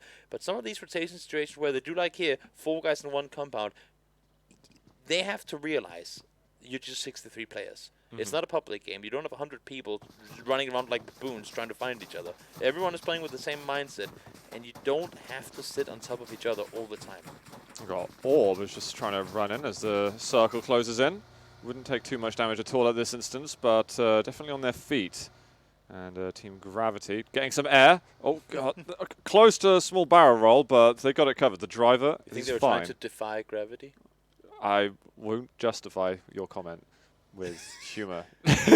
Not with song either. I guess you're not a musical man. That's fair. That's fair. I thought all British people went to West End and saw musicals. Obviously. No, we just drink tea. That's eat that's about all. biscuits. Yeah, that's and crumpets. That's Oh, all we do. crumpets, it's called, Yeah, of course. and we are very proud of it. So. Oh yeah, it should be. Should be. Tastes good sometimes. God, they're still in the same one compound. They have not moved anywhere. The guy prone on the west has been proning, and everyone else has done the same. And look at the situation now. God is still in, sure, but I mean, you got coming soon, far up northeast. They have to move. Daku, they were inside the circle before. They now have to move. Look at this. Now they're moving. 4 guys in a vehicle, and they're moving into the complete unknown. I mean, they're going in blind, you could say. They've also littered, and that's not good. You've got to clean up after yourself. Got to protect Mother Nature. Yeah, but they will head over. There was a lot going on in the western city. I mean, there's a lot of teams starting to build up over there. Coming soon, as you said, on the northeast, they're going to have a little bit of a longer route, but that might actually benefit them in the end, allow some other teams to take the flak. ACR, again, being very, very passive overall, but they're working together, staying as a unit at almost all occasions. Team India, they're going to charge right in here to BC. They're trying to scope it out a little bit. I wonder how long BC's going to stay quiet, or maybe allow them to move in, because this third person could benefit them a lot, as we have suddenly got someone injured. It is Algisk, who's one of the last map, but they are coming to try and get some support. And there's Raj going to finish off that job. They got themselves 3 kills extremely quickly, I believe. No, make that Two. 2 kills. Really quickly now. It's a 4v2, and it's going to be up to Will and them to hold off while the team comes to help, and they're not going to be there fast enough. Kratos made the push. They knew they had them numbered, and now they're starting to take the return fire. Oh, wow. It was a 4v2, it's now a 2v2 instead. And he's just come up the stairs again, but now limited to only 1 Team India player remaining. He's trying to get the killing blow, but it's not worked out. Trance, is he still alive? No, he gets taken down. 16th is Team India. They do get 2 kills, so that's something. But that right there, once again, we saw it yesterday in the game that Team India could have won, that they ended up not winning. When you're in a situation, when you're in a 1v1, you do not chase the knocked guy. You do not waste your bullets on that guy when you have an opponent right next to you. That is simply a mistake made there. Fortunately, his teammate did come up and save his butt. But had they gone out there because of that, that would have been a huge error thrown in by them. Absolutely. Sometimes the moment takes you, but at this level, we are expecting to be focused on getting those players who are alive and kicking, moving around, and wait for those threats. But, you know, very nice from the team in order to get rid of Team India, a major threat in the tournament. Yeah, and for teams that are sitting further down the list now, having them wiped already, is going to be pretty a little bit of a confidence boost, I guess you can say, in the sense that they now know at least one of the teams that they fear to go up against in a firefight are out, so they can start harvesting a bit more. White going to be able to pick up some damage. Probably won't get the points for that. But has alerted them that his presence in there, and White was a really strong performer again in last game. Do you think he gets extra camouflage in this map? Plus 2 camouflage for that name? I think so, but then do you get like -10 on the other maps? On Sanhok, exactly. Oh, that's unfortunate. Oof, King hurting, and it is again White on the sweet end of those shots. Shinra's actually gone down for a moment. King, did he manage to take down King? He did. White again getting a lot of knocks. Well, this shot's being fired on through here. You can see the circles pushing into these teams. They're just hugging the edges for as long as they can. The circle's going to pop in just a short moment. As you can see, all the coming soon players making their way around the northeastern side. Dobre Mestro, though, is going to be the city of focus as the circle shifts further west. And coming soon, licking their wounds a little bit, decided, you know what, if Orb wants to disengage, we'll allow it. Yeah, and it's only Circle 2 closing in, so will it's they not a allow big it? deal. Nope, not voluntarily. They would have disengaged, but Orb takes another couple of shots over at them, and that is White that goes down, a pivotal member of the CS roster. Oh, the play zone's just taking down Shinra. That's the second knock too. He should be alright. It's only Circle 2. You can get up, you can get that bandage going quickly, and then start first aiding. Should be able to get that done once he gets up. We'll see here if he's going to be able to pull it off. Should be able to. There comes the bandage, and then he should be able to first aid after. Yep, there you go. Get that tick in from the bandage first to keep you up while you're first aiding, and then you're good to go. It's just like Orb positioning himself in a way is like CS, you kind of have to go through us, but they're the ones to take the risks. Yeah. I mean, they want to make their way. Now they made their way into the circle, and you can see they're close to the next one too, so they can take some time to fight here. I mean, if there's one thing we've been seeing coming soon do well, that's do these fights. Now they did lose one guy, but should be able to pull off something good here. Yeah, God's Reign. Being able to protect these compounds. They got Brawl, not a million miles away from. This is definitely a fight that we're looking out for a lot. Gatak, DY9 sticks his head out. That could be a hell of a lot of pain. I mean, they are up against the arguably lower tier teams. I might argue otherwise, but we have just seen so many really, really good things in this tournament alone from coming soon that I would be surprised to see Orb win it. But as I say that, Tornado goes down. The return fire does come in though. Very nice from Shinra. And Gatak's in a pretty nasty position now. Is going to look to see if it can help. It would be behind. Oh, there was a chance there to actually finish the knock and get the kill. DY9 also sticking his head out. Wow. Does take down Shinra. So might have bought a bit of space. Now DY9 trying to get behind. Just wiggling left and right, hoping for the best. That is going to hurt. First and second place. Wow. Down and out. Wow. That is the top two teams, not only this group right now, but the entire tournament. That's eliminated crazy. early. That is a big clap in the hands for all these other teams trying to make their way up the leaderboard. Really, really nice play from Orb as well. The way they positioned themselves there and made it so that CS really couldn't escape from danger almost any direction that they were moving. Yeah. I don't know if they could have maybe gone the opposite way around the circle, but then they're still fairly open. So Yeah, it would have been extreme. I don't know what I could have prescribed for CS otherwise, other than to win the aim fight. I think they made the smart play in the sense that they tried to maneuver around them and be the ones to get on the inside and hold them off. But they got caught out right as they tried to make the run across the open, and that just kind of screwed them over. They knew where they had them. They had like 2 rocks and a tree to hide behind, and there's just nothing you can do from there. It's just not much. Having pink skins on your guns doesn't help it a lot either. It doesn't make you camouflaged. It's unfortunate. Well, Brawl moving into God's Reign. Very experienced lineup to have to go against, but Brawl probably filled with a little more confidence than before. But here we've got a full separation, 1 player per building. Brawl took some good fights last game. Like, they had that one time where they fought 2 teams at the same time, and they were seemingly doing pretty well at it, too. They did end up going down because they had so many targets to shoot at and being shot from. But we'll see if they can get to better this one. There's 5 teams in Dobro Mesto. Wait, can I count? 5, maybe 6? The Nips on the other kind of bottom right of it, so 5.5, let's call it. 5.5 teams, I like that call. Yep, let's do it. And Brawl, I'm nervous for them. Very, very. But the thing is, the circle's is moving in again in a very few short moments, and now it's a bit of a question, like, who wants to disengage first? Don't get too tunnel visioned in terms of just focusing on one another. There's a lot more on the macro side to keep an eye out for. Yeah, and that's one of those small things here. You see Dark, he knows he has the defense. Oh! Holy cow, that one went through the window. What a shot. And it's okay. Maybe Twister can help him out, but okay, this could be an absolute money grenade. He does take down a huge chunk of the health, so all of a sudden if Twister or Manu P wants to come and help, well, the time is limited. It's way too late. 10 seconds to go until the circle starts shrinking, too. That was a really well thrown nade. I don't know if you heard him over there in the house, and or if it was just one of those prediction nades saying, well, I mean, if these 2 guys are split, it would make sense that there's at least 1 guy here, and they got it. They know that building's empty now, 100% too. Oh, yeah, for sure. So I mean, there's no way, because he didn't get the res in, so that would make sense. But still, they have to make their way into the circle. All these 6 players are outside right now. I like this smoke play, actually. They could find a way to bypass. We've got Dark and Nova King moving around, but Axe is going to be able to spot a little bit of this happening. They're not going to... Okay, there is Nova King opening up the door.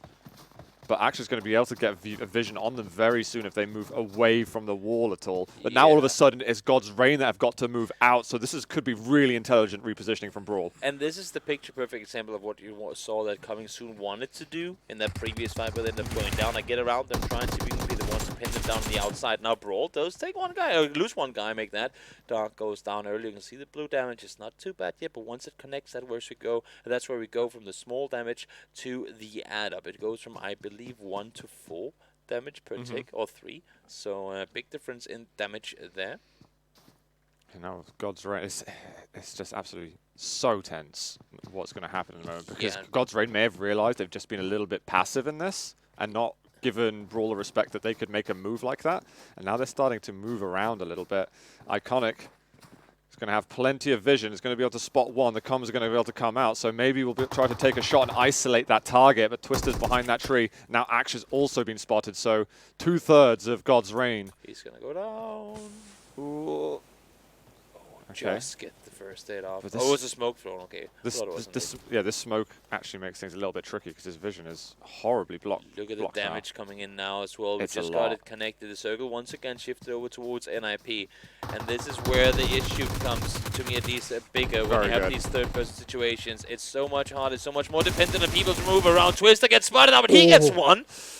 But that was so difficult. It's like, do I heal or do I go for the kill? He decided to go against it, and it looks like God's Reign managed to come out on top in the end. Oh, but Twister can't make it out. So I think we ended up losing both teams. Yeah, and that's one of those situations where, I mean, third party becomes TPP, third person becomes a disadvantage because they're just sitting there, they're holding those angles, they're in the safety, and none of them dare moving because they know exactly where the other guys are. And if we start running, they can see us before we can see them, and vice versa, right? So they're kind of keeping each other in the blue for an extra amount of time, and it's just not benefiting any of them. Yeah, exactly. And I think, well, be it a different situation, maybe they would have played it differently. But otherwise, I still like the initiation from Brawl. Oh yeah. The idea to make the move around the other side of the compound was really smart. They should probably have wanted to move further away than just there. Yes, indeed. And we do have Team Godlike over here going up against Skull. Eventually, Stealth is going to get taken down, but he's created a decent amount of casualties as Razaka is nearby. Really nice double knock coming in there, but not a whole lot more to it. At least right off the bat now, Razaka does come around the side, gets himself down one. That's 3 members down of Skull, so it's just YYY that's left. And he has got a lot of work to do going against the 3 members of Team Godlike alive. And Skull was another top performer in the last map. Yep. We are a little further down the list. There are 11 teams remaining, but still this is early on in terms of the amount of points you're getting from your position. Indeed it is. They only have 2 kill points so far, and I'm not expecting Skull to get a whole lot more than that, having just 1 guy alive here. NIP, they're all hugging the same one building. Darkos made them move on center, so learned a bit from their previous blue zone adventures. That's always good to see. One thing is you make mistakes, that everyone can do that, but it's the art of correcting them that separates all the good teams from the mediocre, I guess you could say. Well, we've been quiet again for a while about Team Soul, but now with RIP right in front of them, they really need to start to look at winning this team fight if they want to advance to the late stages of this game. I mean, the thing for them is that they both saw CS and the and Team India go down earlier, so that's going to be a huge thing for them, because if they can start catching up on points here, that'll be and again, we're talking about it, right? It's just one of those 1-2 good games. You don't need to win here, you just gotta get top 24. And it looks like they've moved away from it, actually. RIP, they are all live and kicking, all fine. Team Godlike, that had great plays on Skull. They know there's another player lurking around somewhere, so there's respect being given, but Circle is going to be moving in on us very soon. And Seoul know they still have done far from enough. Again, it's been around these stages that they've usually lasted up until the games. I don't know if they're feeling the pressure of expectation. That can sometimes be it. When you get some good performances, then people expect you to perform well. Then you kind of paralyze yourself with your own pressure. Taking some shots here towards the guys, making them run around. Rip once again showing themselves off as a smart team in the sense of them prioritizing the rotation rather than a fight that's going to force them out into the blue. I like that. They know there's going to be a ton of players coming in. coming further down south from this position in Doppler Mostro. So they say, you know what?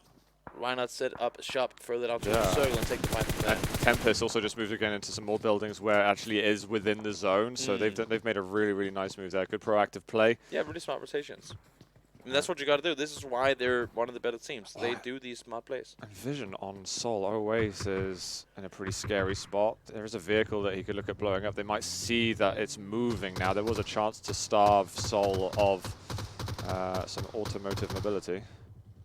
Get the vehicle explosion there, unfortunately, so they'll be able to drive on forward. Why? He's just going full speed forward, and he's approximately trying to say, how many teams can I get nearby? He has broken level 1 helmet, broken level 2 vest, and he has no HP. Now he's driving straight into Team Gravity. Can he dream? Can he dream big? Is he stopping to try and heal himself a little bit to get behind a rock and do something about that? I mean, it's all he can do, right? He has 1 first aid remaining. He's not inside the circle. What does he do after? Does he try and get back in the vehicle? The thing is, I mean, even here, if you're solo player remaining, normally, I mean, you say if you can get 3 placements higher as a solo than what your team accomplished, if you go out in 16th and you get 13th, that's actually, I mean, that's well done. That's what you could do. You get points for yourself, right? So, one guy gone down. King secures himself the damage done there. Got like taking the fight in this one as well. So now multiple teams trying to charm in here. Oh my god, the zone's going to hurt a lot. Is going up against Viper, who's one of the highest performing players on Sol. Ronak should be getting picked up, but the zone's starting to move in, and Viper going to look to get some meds up shortly. They are inside the circle here. You see the smokes come in now, trying to grant themselves some cover, but 1 nade, guys.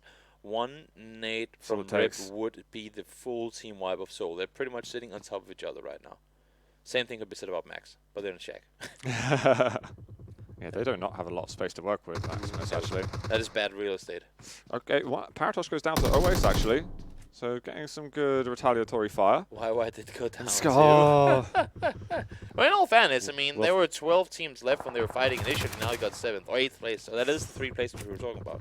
Always getting headshot just then. Wow. We are actually getting to the territory now where this would be the highest performance for Sol. Yeah, the entire weekend. They have not had this placement. Yeah, this would put them on the final page that comes up after a team wins. NIP has been sitting 4 guys in this compound for 4 circles now, and it's shifted straight on top of them every single time. That is that's one of the situations where sometimes, you know what, sometimes you just get lucky and ain't nobody gonna complain about it. Oh, we just saw Rahil from Daku getting downed. And he might go down permanently, actually. He's got very little left of him. Yeah. Carry is going to be getting credit for that. And this is where it's going to be so tough. You can see the positions right here with the overview up there. There's very little cover. All you have are trees. And if you're sitting in a position where you're covered from the compound, then other guys will be able to spot you from the side. Shot from Team Gravity. That was awesome. Well done, Imo. RP there. He might spot a scalp in a second. He knows they're down there here, anticipating the movement. Now Skull's making the run forward. So can they do it? Top 6 now as we see another team go out. There is Maximus to the left. Oh, wait, he's been downed a few times, but now it's going to be very dangerous for the teammates to pick him up again. And you can see how much damage the blue has started to do. Mortal goes down as well. Maximus Alpha, now they're starting to take fire from behind as well. As NIP starts charming in here, it is all falling apart for Sol. Yeah, they've lost Ronak, so only 2 members still standing. We've got Lancer shooting over at Maximus as well, which also have got Team Sol within their line of sight. And NIP have such a good position, Can't do actually. That, Ivo. Thank you for realizing. You cannot rest him in the blue like that, because one thing is you might get him up, but then once he's up, he goes down immediately because of the blue. It's just Viper alive, looking to hold on to better than top 6. We've seen him do crazy things before. Every single placement could matter here. We know how close he can get sometimes. Right now, they're sitting in 22nd place coming into this one, so they need every single point they can get. Once again, look at NIP, how are they sitting bang center. It's like the circle from the start. Someone told them, guys, I think the game is going to end over in this specific building. And well, right now, the game is trying to prove them right. That incendiary is hurting a little bit. We are going to be losing Krutagia. Viper does pick off Paratosh, actually. So Viper, I mean, this is another player to look out for on Team Sol the whole tournament. Maybe he's going to have a chance to really shine on this occasion. It's obviously too soon to say too much more than that, but you can see the obstacles that he's got around him. Got Maximus on the left side. There is a player remaining from Daku as well, up the north side of that. And NIP lost 2 players there, and that's the issue now when you have this compound. Everybody knows you're in there, and they're going to start looking at all these windows. And with so many people looking around at you, It's going to be hard for you to stay in cover. Daku, 1 player remaining as well. 2 solos trying to make it out alive. Now make that 3 solos as Maximus lost 1 player too. And this actually could be an immense performance for Team Gravity. Because they've Team Gravity, again, the grenades coming out from Immo. Can't do it, Sky. Can't do it. It's just Prince up for NIP. It's just Prince. Paratosh just gets taken down by the zone. The player's starting to move in. And again, with that player Viper, we've still got to watch out for him. He's on the fringe. He is going to be able to take down a member. They're getting himself another placement. Soul in contention at the moment, but Team Gravity moving into the House of Ninjas in Pajamas. Top 4 alive. Viper outside the houses. If he can stay in the down slant here, he might be in cover from the buildings. We'll see now the fight is happening inside. There it is, Immo. Oh my god, he gets shot so early around the corner there.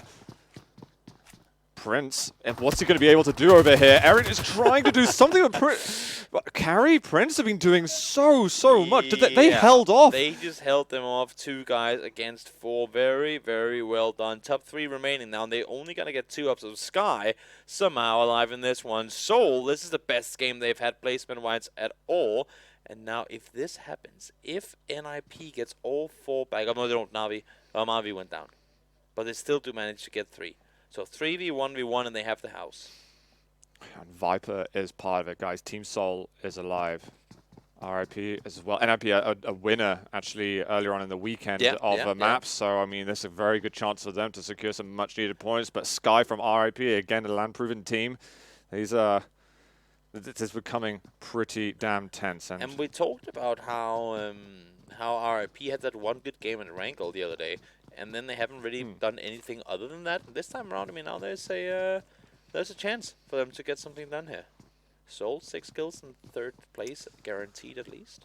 What's the vision going to be like if Carry spots him? He's got to see him, right? He's got to see him. This could be pretty tragic. Pink pants, pink weapon, pink shoes. There it is. Viper is in a lot of trouble. He's going to try and fight back, but he's not able to do it. Soul goes out in 3rd place. Now we've got RIP versus NIP. It's the war. One bush to another. Trying to stay put. Sky, God. you cannot not like this. tank this. Not like this. Oh, you just going to die on purpose? Bandaging? What are you You've got to get out. You've got to get out, Sky. Don't do it like this. It's going to give away Ninjas the win. I mean, in all honesty, he probably wouldn't have won it 1v3, but there's always a chance. And we've seen these guys pull off crazy things, and that is, again, I don't want to call it a rookie mistake, because we talk about how land-proven this team is. Yeah. But that's a blunder. That is a big mistake to make. I think he had to run to some sort of cover. Of course he did. There was as soon a as wall you start in front. taking damage, you just send it full speed forward. Yeah, exactly. Even if you're weaving left and right a little bit, he surely would have made it to the wall of the building. But we can see there's 10 kills there for NIP. They had such a good position for such a long time. And they held off that one attack when they had so many players down against Team Gravity.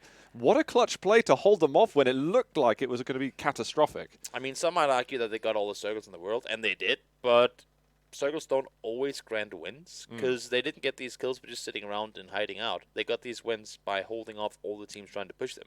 So in the end, sure, they got the circles, but they deserved the win after that endgame fight there. You still got to execute at some point. For sure. And when you got a player, it was essentially like a 1 or 2 versus 4. Yeah, it was 2v4 at one point, yeah. And going against Team Gravity, I thought that was very, very impressive, especially when it looked like Team Gravity made the right play. I feel at that point it's maybe just the aiming, the mechanics letting them down a little bit. Yeah, this one right here, you see it right there.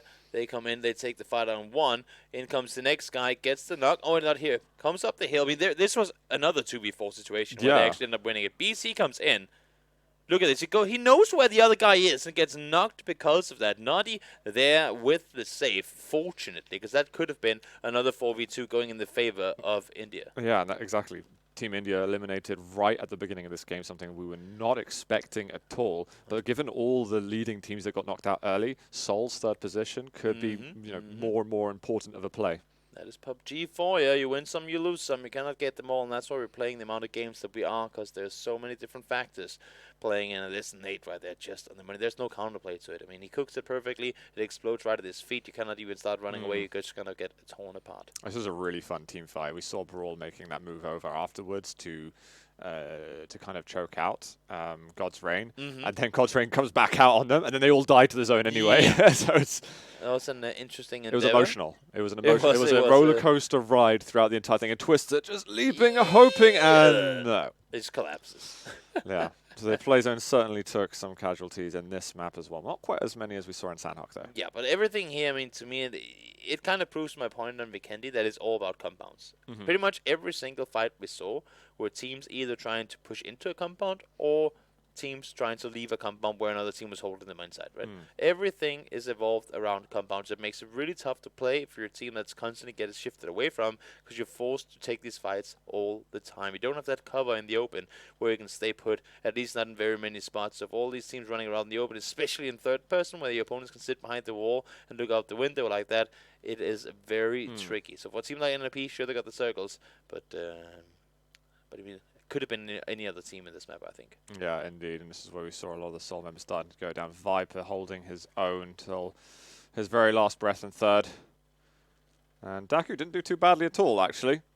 Can certainly root for them, who've had a much better... I think Lance's team, they got like 4 or 5 kills. 5 kills make that, and they got a 4th or 5th place in that game as well. 5th place make that. Goes down right there. Certainly had some team meetings since Friday's games. Yeah, we saw them start rotating earlier as well. I compliment them for that. That's really smart. I mean, they were one of the teams that were fighting the blue monster of death. This was the one, actually, where NIP managed to just hold on right at the end. Now we see Viper eventually get eliminated, and we can go on to the points here of Game 6 of these players. Ninjas and Pajamas getting 40 points. 10 kills they get in that one. Good game. So people are going to be very relieved to see Team Seoul up in third place at least. They need to continue this, though, if they really want to make themselves safe. Sure. RIP, brilliant. Team Gravity, again, what an improvement we've been seeing from them. Yeah, I mean, it's always tricky. I mean, okay, in all fairness, they were one of the teams that didn't get the circle. And still they managed to push all the way through. There in the end, they kind of stumbled into into the fight. It seemed like the coordination wasn't really there in the fight, because they had the numbers, they just weren't able to execute. In all fairness, I mean, you got to give it to NIP as well. They held it extremely well. Exactly. And we can see our kill leaders too. Viper, I mean, he's just fragging out constantly. Carry, though, leading the way with 5 on NIP. Who else can we see down at the bottom? Actually, a lot of the NIP members seem to be around here, given that they had 10. We can see Marvi. We can also see Prince with carry, and that counts for all the frags they got. Yeah, 10 kills on the team. Really well done by NIP. And that sums it up for this one. And it's going to be Erangel next. And I'm excited to see how it's going to go down, because that's where we've seen a lot of these teams played extremely well respectively. But now we toss some of these big ballers into the same lobby. And how is that going to impact things? I mean, we're going to have to see what happens, because we get the Erangel teams. Yeah, you know, exactly. the teams. Their best map is Erangel. Yeah, that's so what they all say, right? We'll have a look. It could shape up. But the thing is, we've seen some of these teams like coming soon and say, "Oh, their best map is Erangel." They've already been amazing. Are they going to be amazing? Not that that's a word. We will see. You know, we will see. We'll find out. Could have been interesting to see how far NIP actually traveled this game. It's probably like 800 meters in total. They looted one spot and they went to that house and they never left it. Yeah, exactly. And because it's 6,600 yeah, we saw exactly. 7 kilometers. Oh my Zero God. damage done by SV saying. That's, of course, not the kind of stat you want to have. But it's a team game if the other guys can do the damage for you. Support player, can you say that? Exactly. Support player? I hope not. I mean, I was trying to buy something for them, you know, but they got Ronak there. I know Aways, who maybe I missed or could come up, did take a lot of damage for the team. If you had a damage taken stat, I mean, Aways, he was the tank player, I think. For sure, for sure. And he did it like, I mean, he gave as much as he got, in fairness. Yeah, I mean, he pulled off some good stunts there to throw the bullets his way and let the likes of Viper get all the shooting done on the other, and you see the damage done there as well. NIP, they were in the house for the longest time. They could just sit there and start tapping away at everyone, and in the end, that granted them the win at 40 points too as well. Yeah, again, we can should be able to compare some Team Cell stuff, maybe even the players as well with them. We can see the points difference that they got at the end, but you know, given how... Are you surprised by the damage stat actually between the two teams? They were very close. No, I mean, Seoul, they were running all the time, and NIP, they were chilling all the time. And the benefit they get, because they always fought teams that were on that. You see, they actually rotated rather far. NIP, they drove a really long distance to get to that compound in the beginning. It was a really, really far western circle.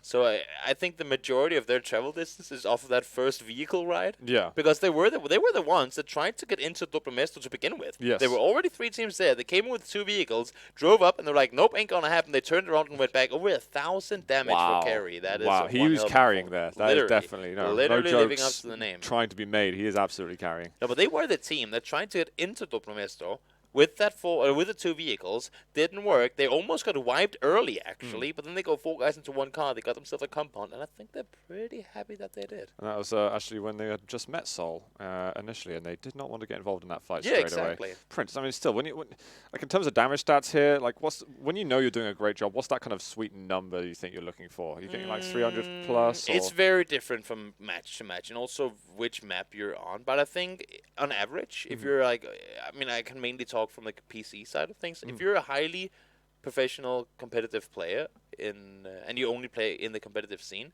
like over a season, you'd see that some of the top guys sit around like 350, 400 damage per game. I see. On Okay. average. So but that's a lot. That's a lot of damage on average. So when you see that 1,000 damage stat That's from Carry, insane. That's insane. I mean, it's obviously not going to happen every game, but I mean that's. Or is it? He's got something to tell us. Yeah, you know? exactly. No, but that is very impressive. Yeah, absolutely fair play. So we do have ourselves another winner over there, guys. So those points are going to be massively valuable for them. But with Erangel, we've talked about what we can see. The Erangel only teams. Yeah. I wanted to talk a little about the trigger discipline. Actually, and in just a moment, as you can see below, guys, Vivo, the phone sponsor for the PUBG Mobile Club Open. Again, check out that information below on clubopen.pubgmobile.com. You can get everything about the tournament. And additionally, subscribe or follow here on Twitch or on YouTube where you're watching. I'm gonna throw a curveball to the Indian viewers here. Okay. Because in this tournament, when we're playing on 4 different maps, if you're expecting to win a big global tournament and you want to be one of the best in the world, you cannot be a 1-map team. Doesn't work. No Counter-Strike team has ever won off of only playing 1 map. You have to be. I mean, sure you can have the favorite map, but you cannot be like you say they're the Erangel team. Like as if that's an excuse to not play as well in the other ones. It was maybe in the beginning when it was only Erangel, but now we're playing all the 4 maps competitively.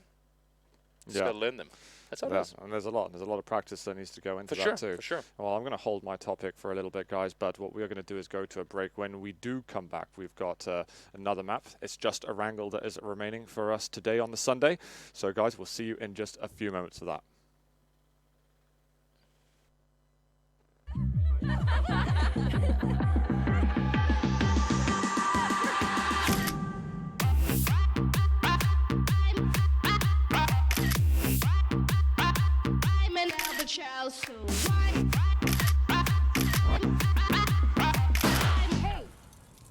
Where's everyone? Capture the night with triple rear camera, 48 million quad pixel sensor.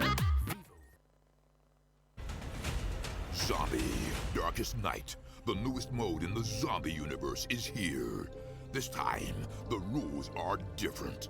No more parachuting, as players will be placed at random locations on the map when the match begins, and there is no single winner. Players must work with their teammates to spend one long night in the match and stay alive until the sun comes up. Waves and waves of zombies will spawn during each of the 3 foggy periods at night, and supplies should only be scavenged when the fog fades. The main objective is not to defeat other players, though this doesn't mean they are harmless. Players may need to work with other teams when necessary, but should also watch their backs in case the Fragile Alliance goes south. This will be a unique experience for every player involved. This new mode also comes with a passive skill for every player. Understanding the skills will be the key to staying alive in this long night. Can you ride out the night?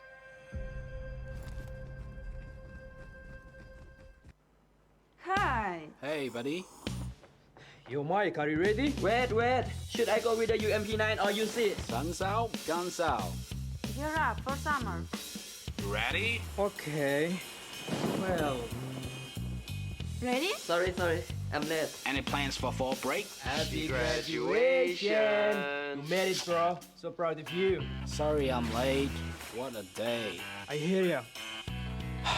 Get Come this. on! Hey, Watch out! Take this! that's Hey! a real battleground.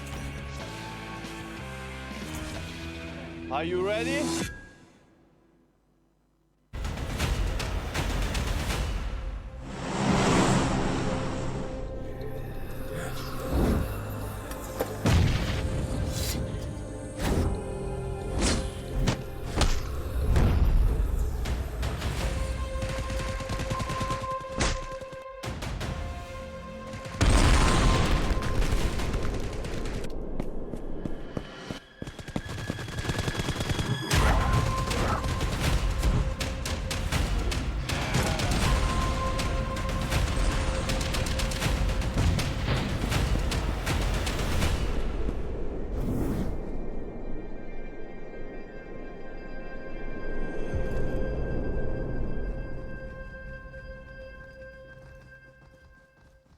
Do you play PUBG Mobile? Maybe you never run out of stamina. Maybe you're always aware of your surroundings. Maybe you're an amazing cook with the pan.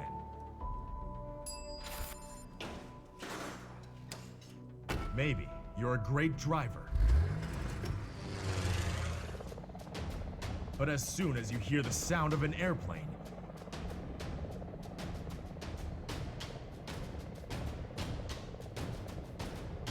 you get into the zone.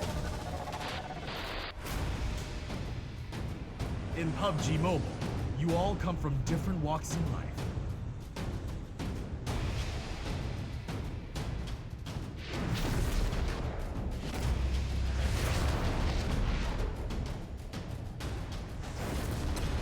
But you face the same dangers on the battleground.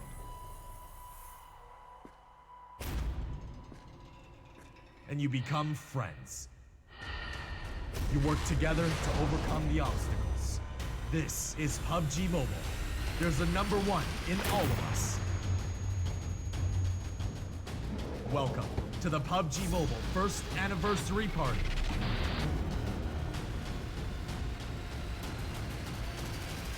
PUBG Mobile.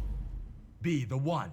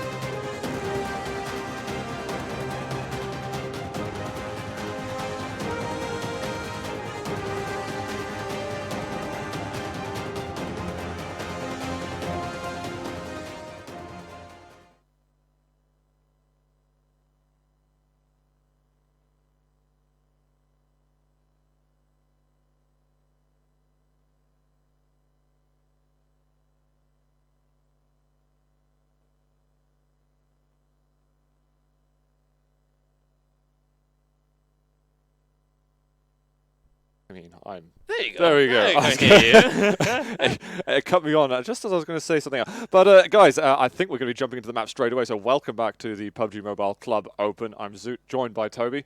And we should get to see all of our wonderful teams from Groups A and C moving into Erangel, as I think we even caught a glimpse of the flight path a second ago. There it is. Here we can jump in. Team India back to military. We saw them do They that like military. all day yesterday. So nothing new under the sun in that regard. Let's see if anyone's going to go to the far north Seoul, out above school area. And it does worry me with Skull and Team India being so close together at the moment. We saw them go out quite early last time round. Actually, there's ACR going very far north for the time being. They're the ones that like to... They are the zone lurkers. Well, I mean, they're not in a The hurry. fringe zone lurkers. The fringe Let's see where the lurkers. circle goes to, and holy Team India. Wow. Now. Yesterday, when we had a Millie game, Team India got 7th place.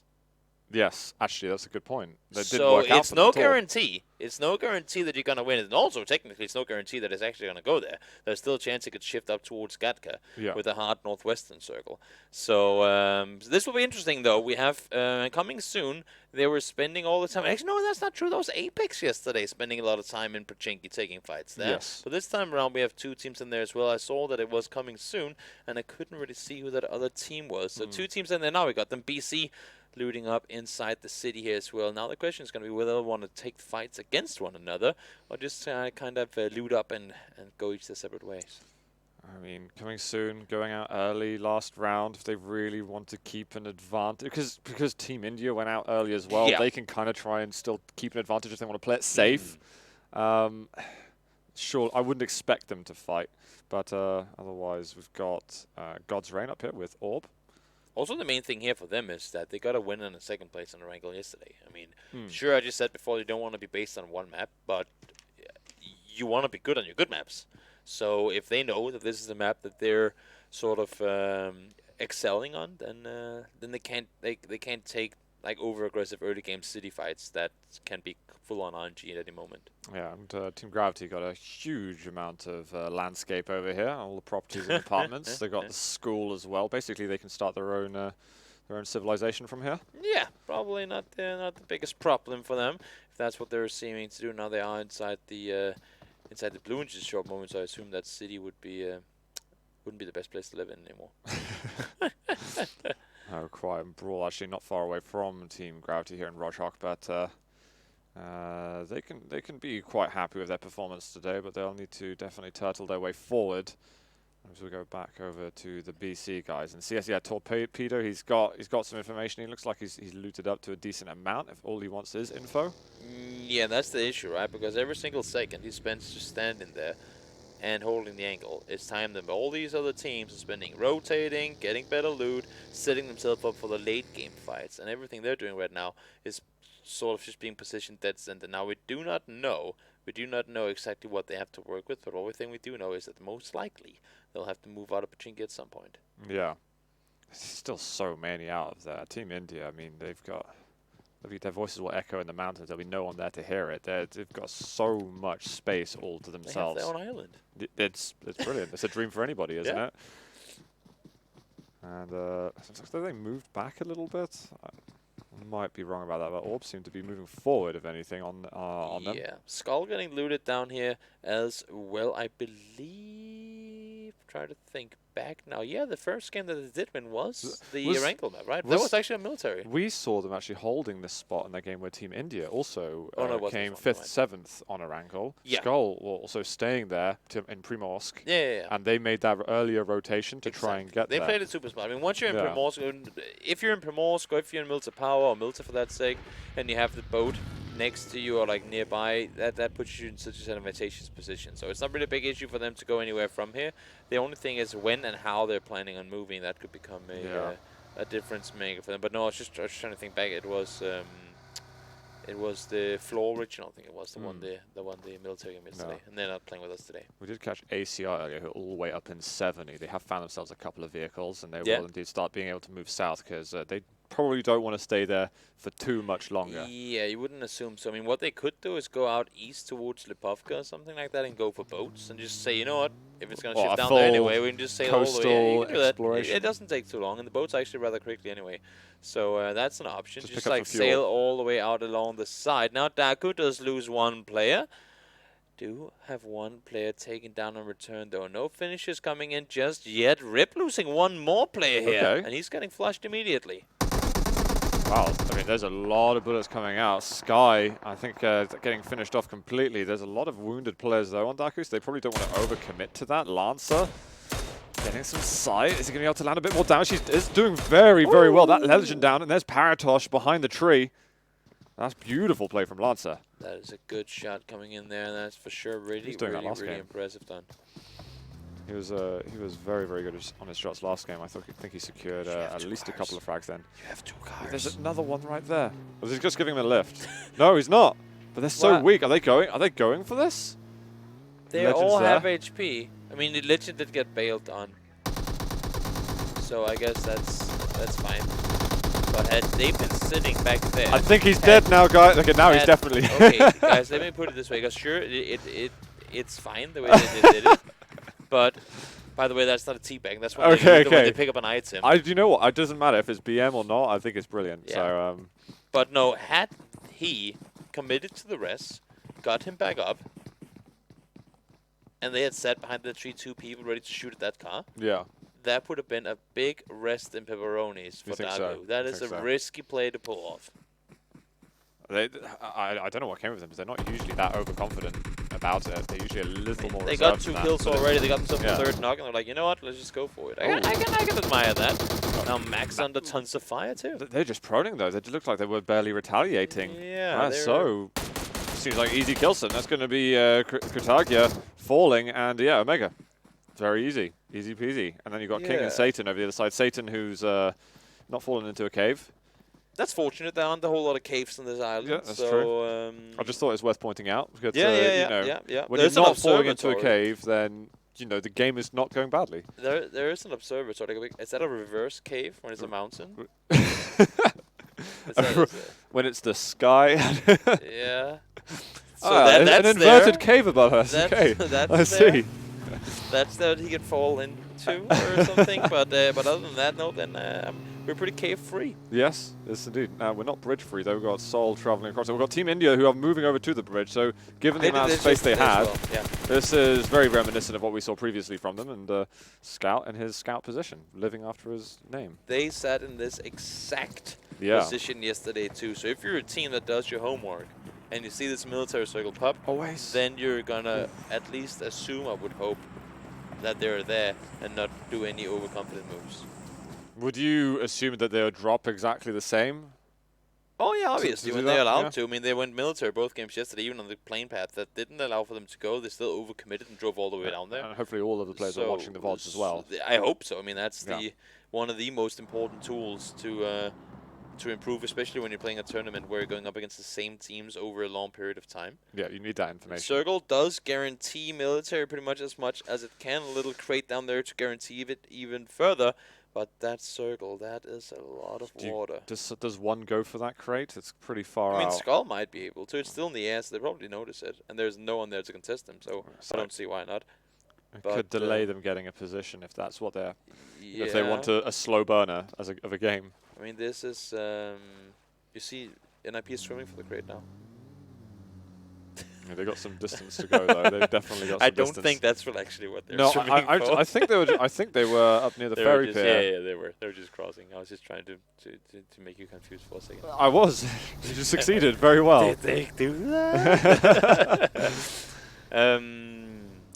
It's going to be interesting to see how these teams are planning on moving over here. Because sure, I mean, there aren't enough boats for everyone to take one. Oh, that's going to be Godlike losing a player early on. TG again. Active in the kill feed. Yeah, very good to see. Rough position too, because TG came in right as the boat came back to pick up one of the Godlike players. And well, I mean, they obviously hurt that boat, so now they just go to shoot at them, and I believe they're all in the water now. That could actually be Godlike wiped real soon. There's a Look at this. I saw Lancer for a second. Oh, okay, we're getting some sniper action out. So there were 3 guys in a boat for Godlike. And all of a sudden, they realized, just like in the movies, like Home Alone, you're already on the plane, you're in the airport, you're like, we forgot Magic! We forgot him! Turn around, turn around! He's in a horrible spot. He might go down in a second. He's going to run away, loses half his health. There is gunfire going after him. Yeah. And that is going to be, well, Magic's grave, potentially, because I don't think he's got a whole lot of people around him. Yeah, his teammates are in the water, so that's not going to happen. Go on without me, guys. I like the idea of them coming back with the rest. They wanted to get him up, but... the thought was there. Is that what you're saying? Yeah, but clearly, I mean, it's just one of those things. I mean, that's again where I say you just got PUBG'd. Oh, I mean, it's just coming soon on the kill feed. Holy There's cow. a lot going on over there. That is a full bada bing, bada boom boat explosion. They just got totally eliminated there. Yep. So they are out in 16th place. Again, surprise is happening, but we've now got yeah, exactly. I mean, we can definitely promote that. But Seoul NIP looks like they're on the long crossing. Yeah. It's the Dunkirk with no boats. There's a Seoul player there on the other side already. So if NIP's tracked through the water, they might think they might get some kills favorite. Off of that, for sure. I don't know why Frost is proning up on the hill there. That's a position. Just dedication to the position. Yep, he is studying the ants. Is planking still big? I don't know. I mean, if you live in 2009, then it probably is. That's about as where my expressions come from. So, yeah. Look at I'm that. not sorry. I think Mortal know where he is. So he's going to bait them into the boat? You would assume so, or at least just have him come closer so you can get a... Does he not see him? Or because he knows he can maybe get an easier shot. Maybe we only see him because of the X-ray. Oh yeah, but if he's underwater no, he's far down. He doesn't see him. There's no way in hell he sees him, but he is going to drown, though, if he doesn't get up soon. So Mortal has some information, but he might think that he's by the boat. So where did he go? I think he's punked Mortal.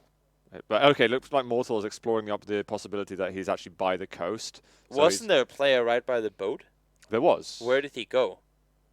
But he carried on going towards the coast. He vanished, though. I think he vanished to the coast, but we'll see where he's going to pop up in the moment. I promise you. I promise you. Oh, look at the amount of players still having to cross. So I think it's Oh, so Mavi. Mavi is there. You just yeah. couldn't see him on the map. I was so confused for a second. Like, did he just disappear? It's a new vanishing. He found another item in the game. I guess. We've got Daku. Uh-oh. Don't do this to Toby. His blood pressure's already going up. We've got BC, though. They are doing the long progressing. Oh, the Team Gravity have managed to find him. Lancer, he's doing such a good job. He's going to be found down on the beaches. And they're going to have to finish off that kill as well. Yep, he is out of the game right now. This is the second time around TG gets to get some on Nickel. 3 kills. That's very brave of Nickel to go for that. He's sitting in the car shooting. Like, why would you want to go out of the car when you can stay in the passenger seat and shoot? But I think maybe he's just like, guys, I'm going to sacrifice myself. You guys start making it across. Yeah. I'll act as a diversion. So, you know, that could have just been an incredibly selfless play. I mean, Dago isn't one of those big 4-man fighting teams anyway. That what they have been getting points on is having that solo player sneak his way to a good position. So, I mean, if that's what they go for, then it's not the biggest loss to lose 2 players early on. But of course, you never want to have it happen if you avoid it. Soul just kind of like put their hands in the middle, and they did like a little cheer, and then they all lifted their hands. Way! And yeah, the loot pile. No, it's a thing. You just throw in all the loot you don't need, and everybody can pick up what they want. I like it. That's a good position. I think Marvi was they found spotted Marvi. there. Yep, they spotted him down the hillside. That's big, because Marvi was one of them that could really have... Yeah, you could have pushed him on the backside. Yeah, that could have been scary. Oh, look at how far they have to cross. And fortunately, they are still inside the circle for a little while. You can see it is closing in. But I think they might be able to make it. That's the same side as Soul, though. Yeah, now the only thing here is, though, that for those of you guys who might not know, once you're in the water, you cannot use meds. So, so if you're in the blue and you're in the water and you start getting chunked down pretty quickly, that is you going down and out. So plan your travel early. Yeah, Make especially sure if there's a chance to. Don't forget to check in. And if you're godlike, then run a little faster because you're out in the blue. Frozen. No meds. How do you? I mean, this is so confusing to me. And I know there's some difference in the settings in the game from a computer to... Well, Maximus as well, we can see going down. Sorry to interrupt. No, it's okay, but how do you not... I mean, these guys have been looting for a while, right? And now they've been rotating. Sure, they got caught off by the boat there. But how do you not have any meds? He's accepted it. How do you not have any meds at all?0normally, we see people run around with like 15 bandages and 6 first aids and whatnot. How do you have 0, 0, 0, no boosters, no nothing? Also here, just 1 first aid. Is it because meds are so much harder to find, or the team's just not prioritized picking them up? No, maybe just was unfortunate in some of the buildings he went into. That the must only have thing I been could have speculated. The most unfortunate play ever. Now, Team India, they got 7th place last time. They got a military circle. This time around, they're sitting pretty darn well in it. Yeah. Pretty much in the center. They are in the open. Oh, this is scary. And they have some teams to fight off. This is not going to happen. Sorry, TG. You're stuck on the other side. Prince. What can he do? Ron has found him. He's going to win that. Prince is going to win that fight. There's going to be another player there. He's dropping down on his own. Got to wait to get back up on his feet. Going to jump and just goes for a wild spray. Prince wins that. It's caught kind of a 1 versus 2, but more of a 1v1. There's a quick little loop. Dice to the fall damage. Holding on. It looks like a... Just exactly. Oh, wow. Well calculated. Hero play from Prince, so both carry and Prince can pull off the good moves. TG did it, one guy across. Oh, we've lost a team. We've lost 2 Team Gravity players. Yeah. Were they making their way across the water? They have 1 guy across, but he's not in the circle yet. What does he have on meds? If we can find out. 9 bandages. Okay, so here's some bandages. Oh, do you want to take that car? He's found him a first aid. I mean, oh no, he's on the wrong side. He's on the wrong side. He's dead. I thought he was actually on the other shoreline, but he was on the dead man's side. So that's going to be yet another TG player going down. They've got 1 more. They have 1 more guy, and I mean, of course, every replacement matters. It's just, I mean, if you're caught this far in the blue, you knew pretty much from Circle 1 that it was going to be a military game. It is your fault for not rotating earlier. It is a bit turbulent though when it goes to. And I hate sounding. I hate sounding like the negative guy because I have said some things that might not be the most positive about how some of these guys play, but the only reason I feel like I'm allowed to do that is because I have also seen them do extremely good. Yeah. And if they're capable of doing all the smart things, then I'm just the kind of guy that'll take for granted that they do the smart things because they're wise enough to do them. Yeah. And then I expect them to be able to, I mean, not play mentally at that level throughout. And then when they do stuff like this, I'm like, This you're just so good. upsets. This just upsets everything I just saw you do. Well, hopefully we've got things that will only please you now. We just see Team India, they've got some fortifications that they can hold down. Although making away from God's Reign, which I saw there. ISO have found the coastline. They're chilling. Between a rock and a rock. It's kind of a rock and a hard place. Is it a rock and a soft place because there's some grass up there? Or maybe it's slightly muddy. Rock and a muddy place. That one. I like that. I like that saying better. Yeah, we might need to work on it still, but... no, it's okay. Caught between a rock and a muddy place. Dreams, though. He's getting a smoke. He knows there's obviously something going on over there, but he might want to try and escape from this. He's on the absolute edge of the zone, though. And there's Carry, definitely someone to look out for, guys. If you want to see someone who's had some high impact, Carry was doing unbelievable. Over 1,000 damage last game. Yeah, he was absolutely insane on Vikendi, that's for sure. He's kind of caught in the water, though. Is that between a rock and a wet place? But what the connotations does that have? I think it's not as bad as a rock and a hard place. Yeah. I think so. But, I mean, it's a strange position. This is, yeah, honestly, it just doesn't look positive. Got Mortal. I think they know he's down there, too. Yeah, I don't know how he escapes from that, because he's also got a lot of rock climbing to get to. I mean, you can get up on that side, so that's possible, but it's not going to be easy, that's for sure. This is actually part of the topic that I wanted to talk to you last time, is the trigger discipline. If they don't know he's here, you don't shoot. Don't go for the shot. These placements are so much more worth it in the long run than trying to get kills. Yeah, he's close enough to the circle, and he has a full 4-man team in front of him. They're not expecting anyone to come from behind. He can just let them clean up everything, and then move on forward. I think the one exception is if you see them all four piled up nicely. Is this now becoming one of those occasions?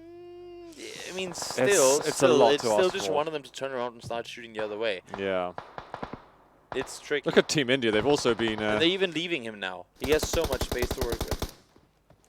Dreams from Orb falls. Soul have been doing pretty well with this coastal position, to be fair. Yeah, they've made a move, that's for sure. Had a good position to start with. Now they're making the move further on forward inside the circle. And this question is kind of back here if they're going to make an aggro push on it or not. Because as you can see, they have the rocks over that they're sitting on right now. But if they want to push on over, there's a lot of teams that'll be able to see them. And now Brawl come full speed forward in. One guy down already, Frost down as well. There's Dark, who also gets eliminated. I think there's still Raw players on the left. Nova King, Iconic falling down with the vehicle, though, but all of a sudden Carry's position has been compromised. He's like, no, go away, go away. No, don't spoil this for me. I've been down here for so long, what are you doing? And NIP was under fire from Mortal for a second. He was like, I'm not going to get distracted by the player They're that's just down. hunting each other. Like, we can share the wall. Okay, I guess now we're friends. Now we're friends. Okay, Skull, is it nearby too? Oh, no, okay, that's a different spot. Yeah, I thought, oh no, Carry, is he not going to be able to make it anymore?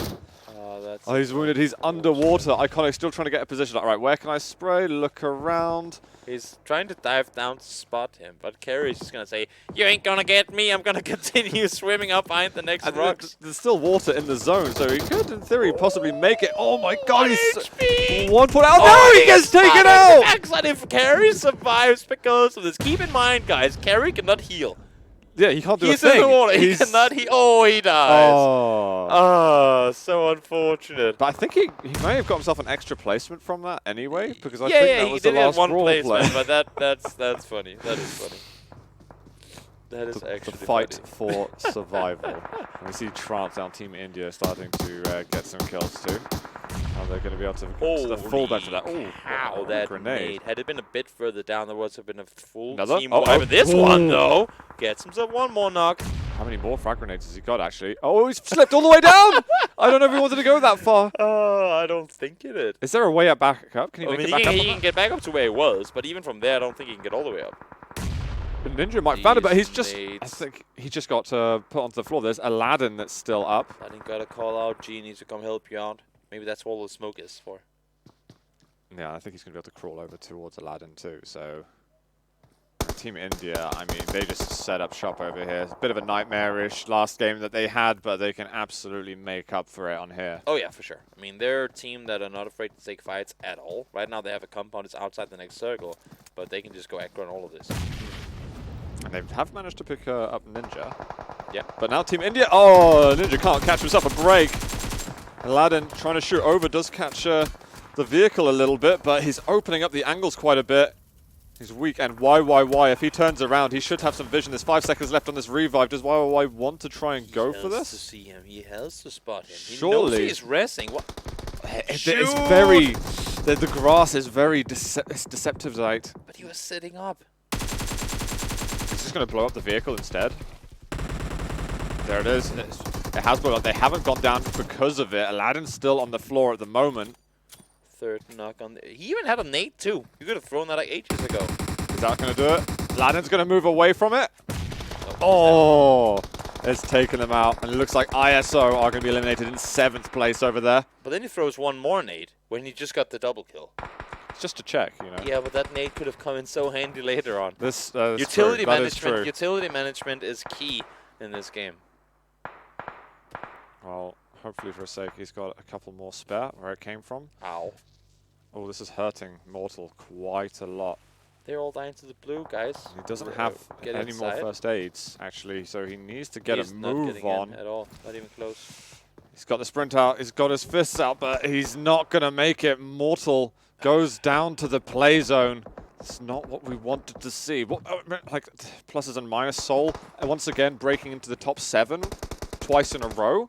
That's important, but you don't want to see Mortal dying like that. That kind of takes away the sweetness of what we just tasted. Yeah, it's not the kind of way you want to. I think they still have one player alive, though. Yeah, they do. Up there on the top side. Yeah, they got people. They got Viper. They got a solo player alive. If you got Viper, then he was a solo snake that made it to 3rd place last game, and now we'll see what he can do here. Hopefully he took off his pink pants and now he's going to die. This is going to hurt a lot. That's going to be Viper out. That's going to be Soul out in 6th place, at least for their sake. Accumulating some more points than they've been accumulating yesterday. Yeah. But a big threat has just been removed for the other teams to not worry about anymore. So Team India, sure, they had a slumber game 2, but they had a 2nd place in game 1 with a ton of kills to it. And now they have 7 kills and a chance to get a win again. I mean, they're 4 guys alive. They have level 3 gears galore. And, I mean, they're sitting pretty well in it. Now, only thing for them is that they did just get kinda shifted away from the circle. Look at this, the amount of solo players alive here. And then you have Skull down there. Just like, where the hell do I get up from here? Right, it is Team India obviously looking great. God's Reign, I mean, I don't think they had the best of games on the last map of Vikendi, but with 3 players alive, you've got to be feeling fairly good. Yeah, you see all of Gods. I mean, they're just proning it out there. They don't have that much cover. They have their vehicles on a rock, I believe, to hide out behind. But the thing is, for a lot of these teams, they've already spent all their utility trying to get to where they are now. And well, for them to go any further, it's not going to be impossible, but it's going to be extremely tricky. Sing is going to be. I'm going to be quiet. I'm not going to be found because Sing has been playing solo for ages. He had a whole team in front of him before, and he didn't end up shooting. We've lost a Team India player. Man, no good shots thrown in there. Team India, they're getting torn apart here. They must know that Sting is right next to them, right? He's still getting knocks all over the place. Is he picking them off? Oh, they found him. Okay, so we've got Team Gravity out in 5th position at the moment, but now Orb, they're taking a little bit of damage, but Ashish from Skull. I think Ashish might be able to get up here. If not, then he's... Oh, no, he's dead. He's dead, for sure. It's way too steep. Yeah, I don't think. And all of your rock climbing expertise, ain't gonna. We have to be like a Skyrim pro in order to get up these hills. Or like Vanilla World of Warcraft, we could jump over all the... yeah, exactly. Just keep slamming that spacebar, and eventually you will get up that mountain. I will not give up. Fortunately, that's not a thing in this game. So Team India repositioned themselves completely. They're still on it. Oh my god, that was a move. Sketched me out for a short moment, but just repositioning that vehicle. All the smokes on the field too. Kind of want to see how many placements he can... Oh no, just exactly doesn't get the first hit off. That could potentially have been the placement had he been able to stay put, but not going to happen. Yeah. We only have 3 teams alive now. So that's Skull in 4th, just to confirm for you guys watching. And with God's Reign trying to maybe upset Team India that had 4 alive earlier. That could be a really good grenade, actually. It's just out of reach, narrowly. 1 inch further, and that would have been Manu on fire, literally. It's Orb Gatak, who's playing alone at the moment. Can he try and hope that Team India and God's Reign take each other out somehow and he can benefit after? That's going to be a no. I'm going to be shut down on that thought very quickly. as they'll be all going in 3rd place. Now, either God's Reign or Team India are going to get the lion's share of the points. We have got a big split, though, between Kratos and Scout, whereas Maniopi and Saksham, they want to keep together. 2v2. You have the guys caught down behind the burned out vehicle and the rock, and then you have the other guys completely split off, but they have all the info. In the last circle, it's going to go dead center. So, well, I mean, in the end of things, I feel like it's going to go in the way of Team India. Yeah, I was going to say, I feel like I favor them a lot, and we're watching both the Team India players now. And I mean, it's just, they've got so many eyes on. It's so difficult at the moment for God's Reign to move out. I don't know if they've got any more utility left. I mean, but Scout has a nade. Why is he not throwing it yet? He knows exactly where they are. He was throwing stuff earlier, but maybe he felt that it wasn't connecting, so he wants a better angle. I think he's got a grenade out now. He knows exactly where they are. He has to throw that nade. That could be a double, actually. Oh, is it going to hit?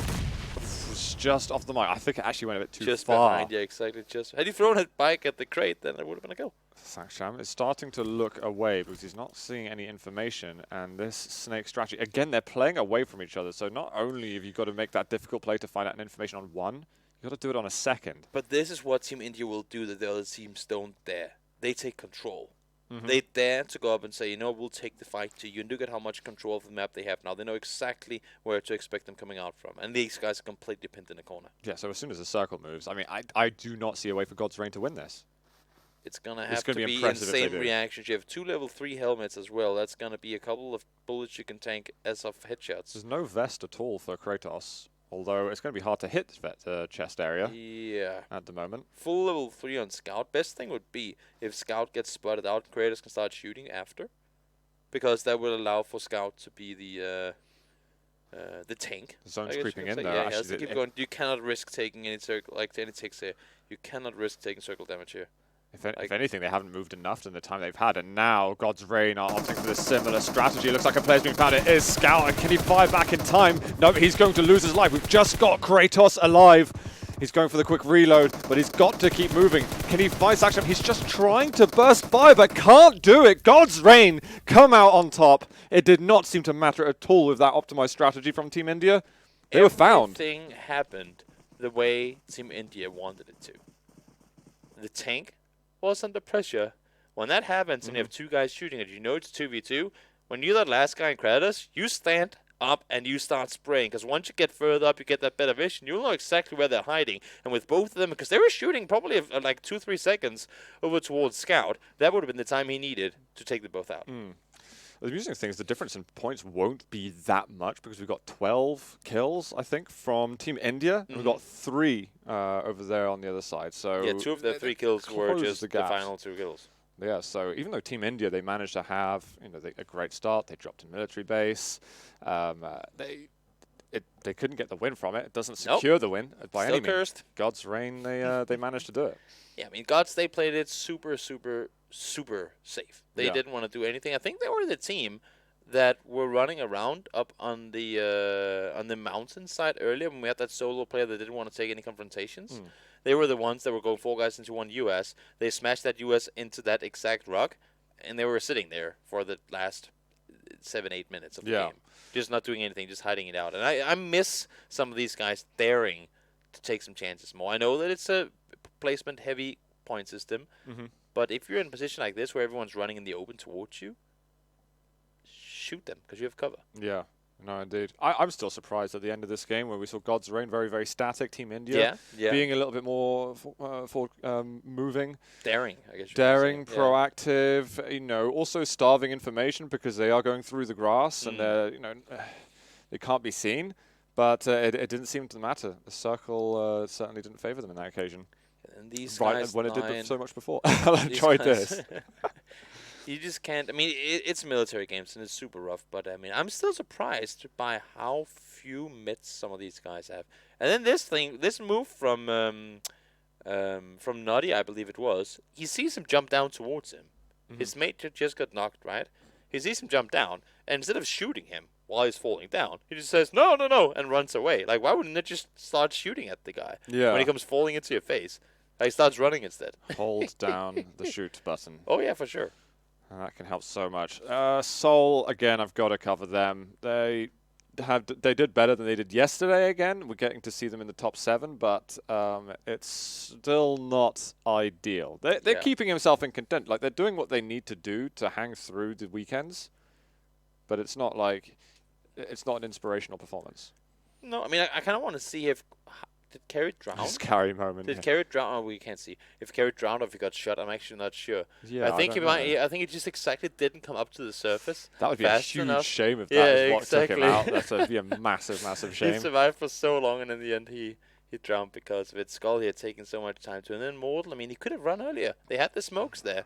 Run. Yeah, that was very. That perplexed me. If the alternative is you going down anyway, I mean, you might as well just give it a chance. Sure, the guys from Team India can sit up in the compound and spot you, but they're probably going to see you anyway, right? Yeah. So, yeah, I don't know. There's some, I don't know if it's just blunders, but I mean, again, these guys are some of the best in all of India, and they're going up against some of the best in all of India. And when that's all said and done, the guys that will win from here will go up against some of the best in the world, and there will not be room for those type of mistakes. Yep, indeed. And look at that. Actually, Team India, they do manage to get 1 more point, despite getting the second placement. Yeah. So God's Reign, I mean, very quiet game, but you get the placement points. That's still going to be hugely beneficial. At this point, it's not a case of I need to beat everybody. It's I just need to beat the lower portion. Oh, yeah, for sure. And Skull as well, lasting a long time. They've been frequently in our top 3s. Team Gravity, a shout to that. I believe it was Singh who was just holding on for dear life for a long time. Again, that trigger discipline that I wanted to cover earlier. You see targets in front of you, and you know the best thing is actually don't shoot. Sometimes you don't go for the frag. We see the total kill leads in here. Team India Scout on top of things. Couldn't finish it off when he had the chance there. Then we see Manu OP.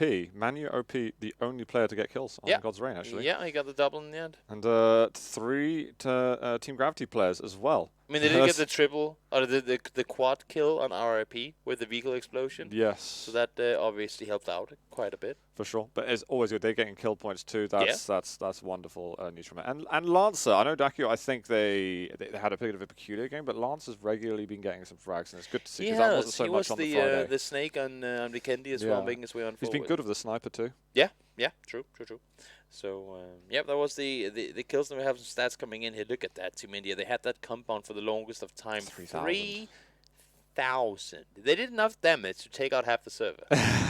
I mean, that's absurd. I'm really curious, actually, how it's going to reflect on the individual performances. We're going to get someone who's looking like NIP's carry. I mean, they were just sitting on the roof of that 3-story house and shooting at everyone when they were out on the cliffside. You're essentially a turret at that point. Oh, yeah. So you just shoot at everything that moves, you just start shooting at. Yeah. Look at that. 1,200 damage coming in from Scout. He had 5 kills only. Just goes to show how much it's like, headshot one guy, down behind the rock, heal again. Headshot it again, boom. Yeah. And then they know, the thing for them is, then they know at that point, once we're fighting these teams later, they won't have vests, they won't have helmets. We've knocked them X amount of time, so they won't have time to get the res up even.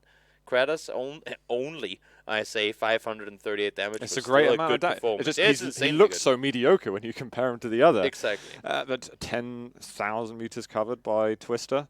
I mean, it's a military circle, right? It's always those tough rotations. Yeah, and how much of that was swimming as well is what I'm curious about. Look at the comparisons here. I mean, 82 damage done as opposed to 700, and they only got 1 point different in between them. Yeah, I mean, I think we were expecting to. When we saw already some players getting a lot of damage from God's Reign, it's like there's not a lot more damage they have left between the players, and so we can see here Saksham going up, and Aldritsk, that's really, really like decent amount. 464. You were saying before how like 350, 400, or that kind of area is really good. For sure. Yeah. I mean, absolutely fair play, but it's still God's Reign that.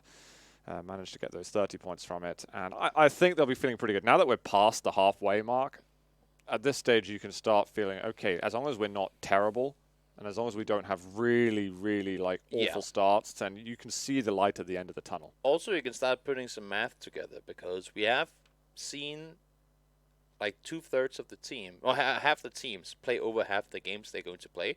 If you take their average points times 2, you will get kind of the margin or the knowledge of what we need to get in order to make sure that we're in that top 24 spots. Yeah, absolutely. And guys, I just want to direct you over to all the information that you can get on the tournament. We've got clubopen.pubgmobile.com. You can get so much information over there. Do check it out. As well, a big thanks to Vivo, the official phone for the PUBG Mobile Club Open. And do remember to hit follow or subscribe on YouTube or Twitch, wherever you happen to be watching. One more game though. I'm both happy and also kind of sad that we've had 2 out of 3 Erangel games be on military because they're just so unique. I mean, it's one of those things. I mean, you have to be able to play military games. It's part of the game. That's just how it is. I hope though. I really hope that we go somewhere else in the next game. I want a school one, but I mean, I feel like it's wasted words to be pointing out where I'd like the circle to fall. But to me, that's so reminiscent. We can have hopes. It's still very reminiscent because you're talking about if you just keep dropping and you keep shooting straight away and revealing yourself, it's a sign of insanity. But that's actually I kind of like that.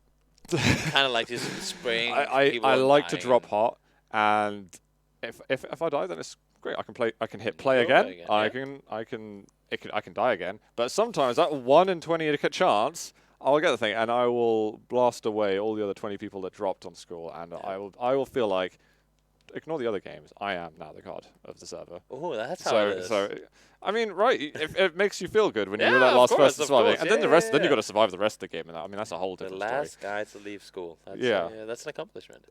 Well, in that context, yes. in all contents it is, I guess you could say. But yeah, I agree. No, for sure. But indeed, who are we hoping to do a little bit better than before? We'll put Seoul aside because, I mean, again, we talked about it so much. That I am waiting for here is actually 2 teams. First place, second place yesterday, coming soon. Had a really good going. Then it got kind of butchered by the whole military thing. And RIP. Yes. Let alone the fact that they've had that one game with 17 kills just goes to show what they're capable of. But they have not been putting up numbers that are anywhere near that, either since or before. And RIP is actually a team that's been present at the India series. You're qualifying over a lot of other teams in order to make it to these events. I mean, they had 24 kills after the last game in total off of 6 games. 17 of those in 1. Just goes to show how, not bad, but well, I guess you can say bad, at least kills-wise, the other games have been, right? You cannot sort of bank everything on having that one good game. Sure, maybe you can when it's a top 24 scenario, but if you're, I mean, you got to stay in the top if you want to beat the top, right? No matter what the limit is. I think we were comparing the likes of NIP and RIP, and the same was actually NIP they've got 2 wins so far. So RIP, the more experienced team, haven't been able to make it, but I totally agree with what you're saying as well on coming soon. But guys, what we're going to do is going to go to a break. We've got just 1 more game left for this weekend, and then after that, unfortunately, I have to say goodbye to us, which I'm very sad about. But guys, we'll be back in a few minutes' time. Join us then, and we'll go back over to Erangel.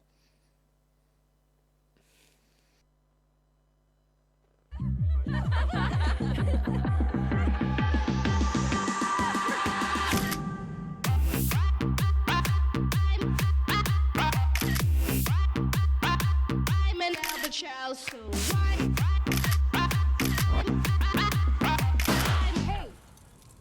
where is everyone? Capture the night with triple rear camera, 48 million quad pixel sensor. Zombie, Darkest Night, the newest mode in the zombie universe, is here. This time, the rules are different. No more parachuting, as players will be placed at random locations on the map when the match begins, and there is no single winner. Players must work with their teammates to spend one long night in the match and stay alive until the sun comes up. Waves and waves of zombies will spawn during each of the 3 foggy periods at night, and supplies should only be scavenged when the fog fades. The main objective is not to defeat other players, though this doesn't mean they are harmless. Players may need to work with other teams when necessary, but should also watch their backs in case the Fragile Alliance goes south. This will be a unique experience for every player involved. This new mode also comes with a passive skill for every player. Understanding these skills will be the key to staying alive in this long night. Can you ride out the night?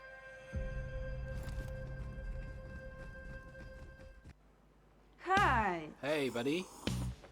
Yo, Mike, are you ready? Wait. Should I go with the UMP9 or use it? Sun's out, guns out. Gear up for summer.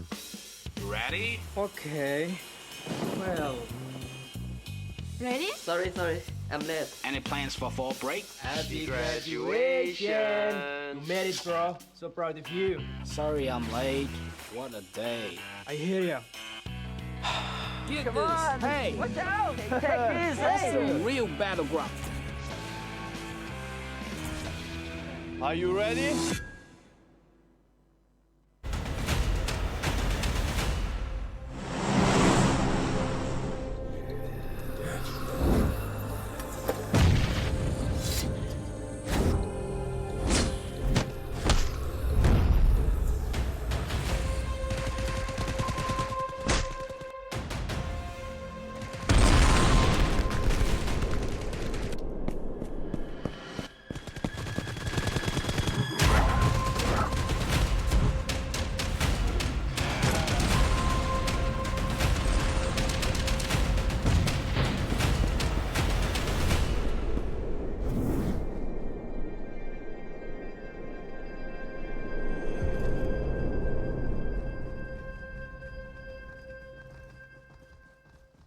Do you play PUBG Mobile? Hello everyone and welcome back to the PUBG Mobile Club Open. We're here for the spring split, the regional group stages and the last game of the weekend for the Indian region. My name is Zoot, joined by Toby, and we've had a nice, interesting weekend of a lot of fun games. It's been good. It's been good. We can have a bit of a climax on Erangel and see what we've got for us. Hopefully we'll get a good final match. I'm not going to throw out any I want it to go here or there. I just don't want it to go military. You just don't want it. That's it. That's your It's kind just, request. as much as I lords love above. military games because they kind of sort of shake the pile up, like shake everything up a little. When that's all we get, then it doesn't shake up anything. Then it's just I all we find get. it so entertaining, though, seeing the crosses of the water and how people yeah, decide to it is interesting, traverse, and sure. actually the element of danger that everyone seems to put on the bridges, Yeah. rightfully so most of the time. And then the drama that ensues from that, because we get some hilarious moments of that NIP carry, he's just dancing in the water, and then who knows if he drowned or got shot at the end.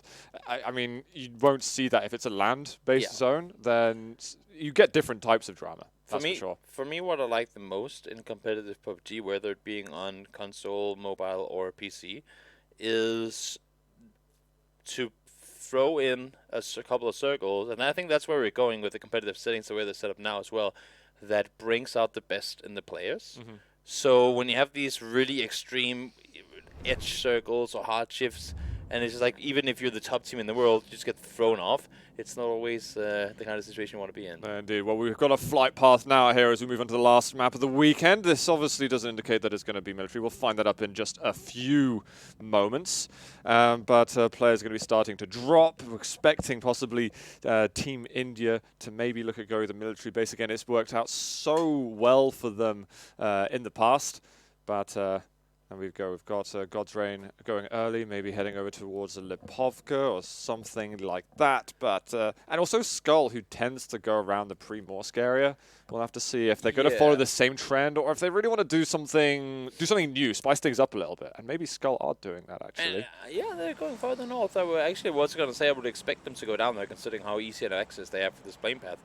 But then again, I mean, southern plane path last time around it meant southern circles too. But let's go. No, you know, I'm just gonna wait and see it unfold. Don't want to speak too soon.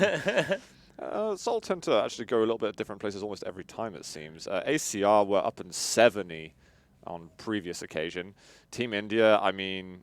Okay, ACR, I see there's a Novo, in fact. Team India, I mean, nothing's changed at all. And now we see it. So kind of centralizing over on the ruins, but I mean, there's a lot to work with here, and the majority of the teams fall by default within the circle. Yeah, it's not the worst circle. We had a western circle on day 2, I believe, no, day 1 that was actually. This was like the swamp circle. Well, yeah, exactly, went out over there.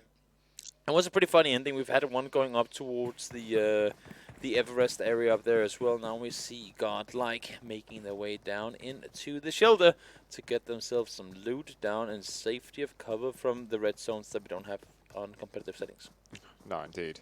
And I don't know, maybe some tier 3s down there that they can find. And we've got Daku. Again, Lancer is the player that I've been watching out for quite a lot in Daku. He's been doing good today. He's been really, really fun to watch. And also, he's been the only one to watch because most of them all the other guys have been dead. That's true. That is true. I've got RIP and ACR sharing Novo, it seems. That is not something you see done too often. 2 teams in Novo. I talked about RIP coming into this match. Now ACR, they have got things going for them today, but RIP haven't. Team Gravity gets school and the apartments again, but we have got CS right next to BC. That was an angle for a moment, but White up alone just on the other side of this door. Is Dron aware of this? He's going to get a shot on Torpedo, but all of a sudden a player comes out of nowhere but is going to fall, and that's going to be a death. I think White... How in the universe did White not even hit him? He had such leeway in order to do it, and Dron, you know what, he's taking it slow. Can find a little bit of loot if necessary, but that is a kill secure and a point secure at that. That looked very interesting. I thought that was a kill, a guaranteed kill for White. That White has been throwing up some really good performances. He's been great. Both Absolutely today great. and yesterday, and this one was just a bit of a blunder.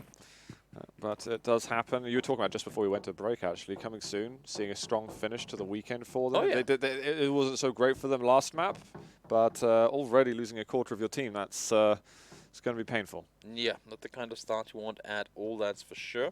We see Atlantis, Everest, or Watertown, or whatever you want to call it. Out here, Sunken City, some calls it as well. Trying to... Sunken City. Yeah. I like that. I've always gone for Atlantis myself, but I like Sunken City. Yeah, this is where if I mess up my drop going to school, I then usually end up there. Yeah, I never go there. I get so triggered by moving around in the water. Like sometimes you swim, sometimes you run slowly, sometimes you can use your weapon, sometimes you can't. It's so confusing.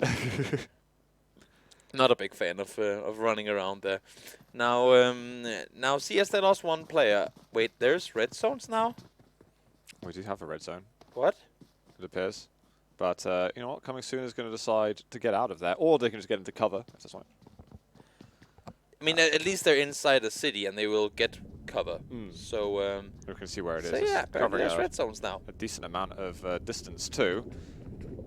You can see all the players. They're probably like us. Like, wait, you know what? Let's delay. Let's just chill inside for a second, because we don't want to roll the dice on this. So we definitely don't want to roll the dice on this. And we've got interesting. God's Reign being absolutely fantastic. Had a quiet but successful last game. Yeah, I mean they didn't take a lot of fights, but they did get 30 points and a win. So ain't nobody gonna be complaining about that. Absolutely not. And Team India, we see them down in military base every single time, so that's usually where they anchor themselves from. But this time they're going to have to do a little bit more traveling in order to get themselves in the zone. So a very different game style I expect we'll see from Team India. But we know they can play all types of game styles, given their consistency through the tournament. Maybe the red zone is one of those. You know what? These guys, they're too passive. We need to we need to shove them out there. You know, we need to force them to fight one another, and then they just toss a big artillery barrage in your face instead. And then they all get wiped. And then they all get killed. Like, ain't nobody gonna win this fight. I've always wondered if the last fight of a game, 1v1, someone has a nade, he throws it, and one explosion kills both you and your opponent. Can a battle royale finish in a tie? I actually would have thought you would have, Tommy, given... I've never seen it happen before. Never been seen? I've seen where one nade got thrown, but like one explodes split second before the other, and they both technically die, but really? they don't. Okay. Because you could see easily that one was in the kill feed before the other. But if it's the same explosion, you'd argue that they both died at the same time. What I would expect is the person who killed themselves... I think the person that killed themselves maybe comes second, because the self-kill might... But it also it depends on a few things. Before, like, on how the coding is done. I don't know. It's I just never had it happen when I've casted. I mean, on the plus side of 600 games of PUBG, so... We could test it, and we could find out. You know what, you could probably just Google it. I'm sure people know. Someone knows. I've just never even considered it to be a factor. Can a PUBG game end in a tie? I'm sure the likes of Waggy Jack and all those test nerds have probably done the myth busting on those things already. Absolutely. Well, this BC versus CS fight continues as Shinra's going to pick off another player. Just Raj and Noti left alive, and hello. Got a little grenade coming in. Shinra spotted that one. Nice cooking there too, and that's always what you got to do. Some people they forget that it's a thing, but do make sure to cook those nades, and then when you throw them, it doesn't allow for your opponent to hear like the clink, clink, clink, and then run away. If they explode right as they get on their feet, there's no counterplay to it. That's like a free kill. Of course, we try and then you can hit it, but what we just saw, yeah, exactly, Torpedo. Where are you, by the way? He's been one of the phenomenal players today, and he's... oh, he's inside the house, behind him. I think, has he got DY9 near him? Yeah, he's getting rest. He's getting rest as we speak. But they had lost one player already. Now they know that one is committed to the rest, so they know that Shin is kind of by himself. He does get a knock, though. Ooh. Gets stacked down behind the wall again. You see Raj is full on committed to it, but he got a little too over-aggressive on this one, too. So 2 players gone down now. It's a 2v3 in the favor of CS.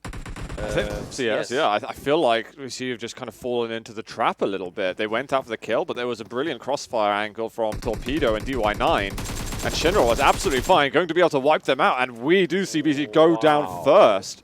That unprompted as well. I don't think they needed to make that play. Not at all. They went completely over-aggressive, and they got killed because of it.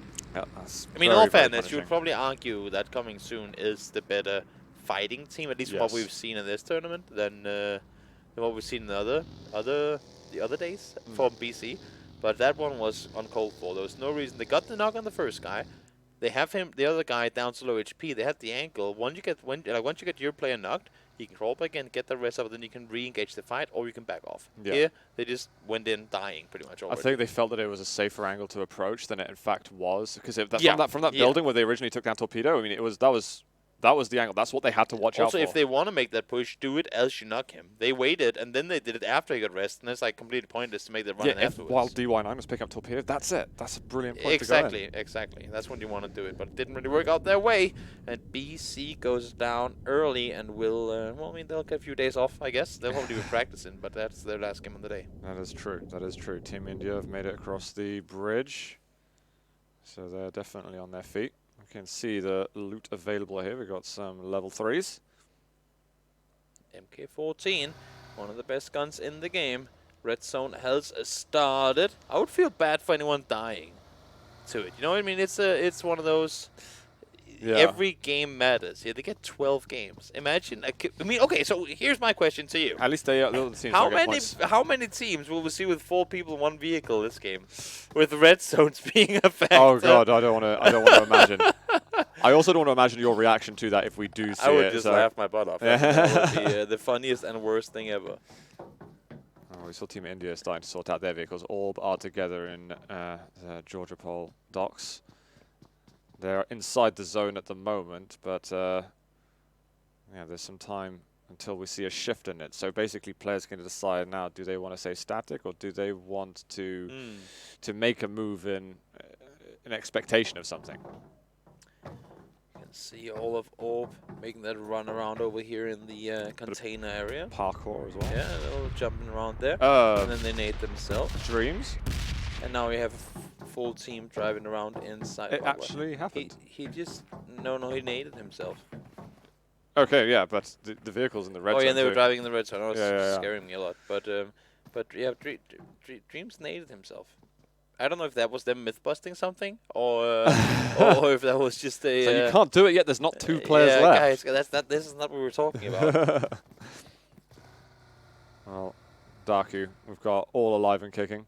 Oh, most of the teams haven't had much. Actually, with the 11 minutes of play that we've had, it's been largely very quiet, apart from that one team fight. That was a bit of a surprise. Seoul also looking, I think, to have a good finish to the weekend. It's been one to forget for them. I know a lot of people have been cheering for them. Viper's been pretty standout. He's managed to get the team across the line with a few extra points than they otherwise would have got, so definitely can celebrate on his behalf, but not too much, because they really, I'd say, like, need a top 5 today to kind of show that they still have the shape. One thing, because I've been trying to kind of do some troubleshooting, I guess you could say, and what's not been working for them. Like, what's the reason they haven't had success? And one of the things I can come up with, and it's, I mean, there's no guarantee in this, but if they're one of the teams from India that has been looked at to be the team to be like the lords of Indian PUBG Mobile, then obviously you would expect other teams to have focused the most on them. Do you think they just are countering them? Yeah, but that's what I'm saying. I mean, if you're going into a tournament, you have 32 opponents in the tournament. Obviously, you're not going to be looking at everyone in super detail. But if you're going to focus on one team over another, you'd probably want to take a good look on what the best team does, either to do things that are similar, or to like try and figure out how to avoid fighting them, right? And here, I feel like every single time we've had Seoul in a position where they've had a good spot to take a fight, other teams have been like, hey, we expect you to do that. So even though the idea is good, it just always seemed like the other guys, they kind of worked around it better than what they do when they go up against other teams. Because you can see one team going up against another where it's kind of even odds and it's just weird, but every time they go up against Seoul, they kind of prepared for what they're going to be doing. I think maybe some of it can be attributed to the fact there's regular events and things going on, and now a lot of teams are going to be learning very quickly. Oh yeah, for sure. I think it's definitely part of that everyone's watching Seoul, but also Seoul can't watch everybody else, and everybody else is getting better so fast. It's always hard to be the new guy in class, because all the classmates just have to learn one name, but you have to learn the names of everyone in the class, right? The circle did go a bit further north. You see the yellow compound up here and alongside the chopsticks area. We see Team India putting themselves inside. Also look at a little headshot. Getting looted up. Kratos, and he's found some damage actually. Tapping away with the M4, trying to see if he can get himself some headshots Exposing connected. himself a little bit though on that. Well, you can always fall back down. Yeah. Sorry if that stray headshot happens. We can see Seoul actually picking up another there.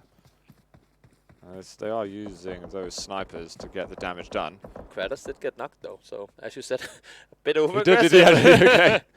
He did get knocked there. So, you're taking risks. If you're exposing like the upper portion of your body there, that's dangerous, especially when you've got such open angles. And when you're up against teams with the skill set a lot of these guys have. Yeah. So good thing here for coming soon. They just got 4 points.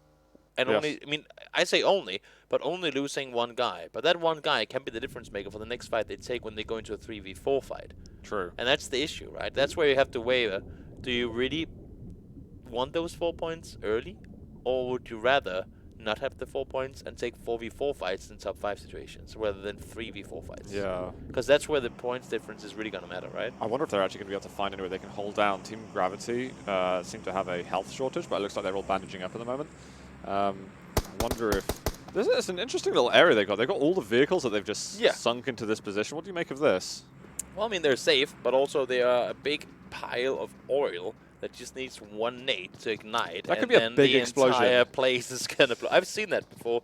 Not there, but up in some other areas where they park all the vehicles in one corner. They jump up on them to get all the vision over the cars. Yeah. And then one nade comes rolling in from the side and you wipe an entire team. So... So let's not have that happen. Yeah, we cross our fingers that doesn't happen to Seoul, but we will find out. For our humor, it would also be great. Oh yeah, I mean, the worse the situation for the player, it's always like this. The worse the situation for the player, the better the content for the viewer. Yeah. Yep. And it's great from our point of view. It's amazing. We're loving it. We're loving it. Not complaining about it at all. You see how everyone's on the edge, and then you have up by Navi. I mean, you can pretty much cut the map in half, and you have 3 teams in the north. Do you know what's nice? We don't have anybody in the zone at the moment, outside of the zone. Yeah. I mean, now the circle's changed, that changes, but we've got no one walking in the blue or anything like that. There's pretty much only 1 or 2 spots left that I can see in this next circle that is gonna be obtainable. That is not a spot you have to fight for. And right now you have 1, 2, 3, 4, 5. I think I counted 4 teams inside the circle. That means 11 teams essentially fighting for 2 spots. There's gonna be a lot of fighting happening, and it's already starting now. Yeah. He just sends the vehicle down towards Oh my god. them. They got out in time though. They managed to find them, but it is Trance who's getting a ton of work done at the moment. But Gathak hasn't finished speaking just yet as he's going to kill Kratos and Trance. What the hell is going on here? 1 more kill, it's gonna make it! Moving forward, does manage to take him out. Team India are going to eliminate Orb. They're all coming back. Res! Wow. You know, fair play to Orb. They didn't go for just gunning the bodies, and they could have secured themselves some kill points. They tried to play for the team victory win. It was a smart play. They just got outgunned. I mean, they got killed there. It was a fair fight. I mean, they traded 3 for 3, essentially, and then Then you had the last player from India survive with like 10% HP. Could have gone either way. Well, Team India are going to make a full recovery there, most likely. It looks like they don't seem to have too many teams close to them, and they had a lot of coverage, so they should be absolutely fine. We see God's Rain coming in from the north, but they've got Team Gravity on the side. They've got a vehicle, so we've got gunfire coming out from that, but that vehicle is packed with Team Gravity players. Yeah, I'm just waiting for that red zone to land in the middle of this circle. Because there's going to be so many players around here. Jonathan going down already. Frost secures himself. That's a kill. And also Ashy is down immediately after. Godlike losing a player now too in the vehicle. Team Gravity, they're losing another. They're just dropping from the vehicle. Through all the teams. Oh no, Team Gravity? They're all out. They got wiped. And that's the dangers right there. Yeah. So Toby's top tips to not be 4 in a vehicle. I mean, that is the example of how wrong it can go. And if you are 4 in a vehicle, don't drive through all the teams. They couldn't have driven through more teams, I think. There was a lot of teams they there are 13 teams live, and I feel like I saw at least 6 or 7 teams shoot at them. So not the kind of situation you want to be in. We still have the guys from Team India. Did they pick up all of them? Chilling down here. They have looted up everything. I think they did pick up everyone, but one went down just before. I'm not sure exactly. I know I saw 3 people waiting for a res, but I assume there was enough time. I'm pretty sure they got the reses up and all because there was only one guy that been knocked at that point. Yeah. Skull loses 1, loses 2. Ashes goes down immediately after. And up here got like only one guy down so far. They did manage to make that rotation on over. But these sacks, for those of you guys who don't know, are very much breakable. So you just need that one wolf to come over and say on the on the wooden shack, and it will indeed fall apart. Indeed, while ACR, they've got a lot of people to scout out, and they've got 2 people in one building, but the others are spread out, and they've got huge vision. Look at the high ground that they have. They're in a good spot. These are like the plains of Erangel.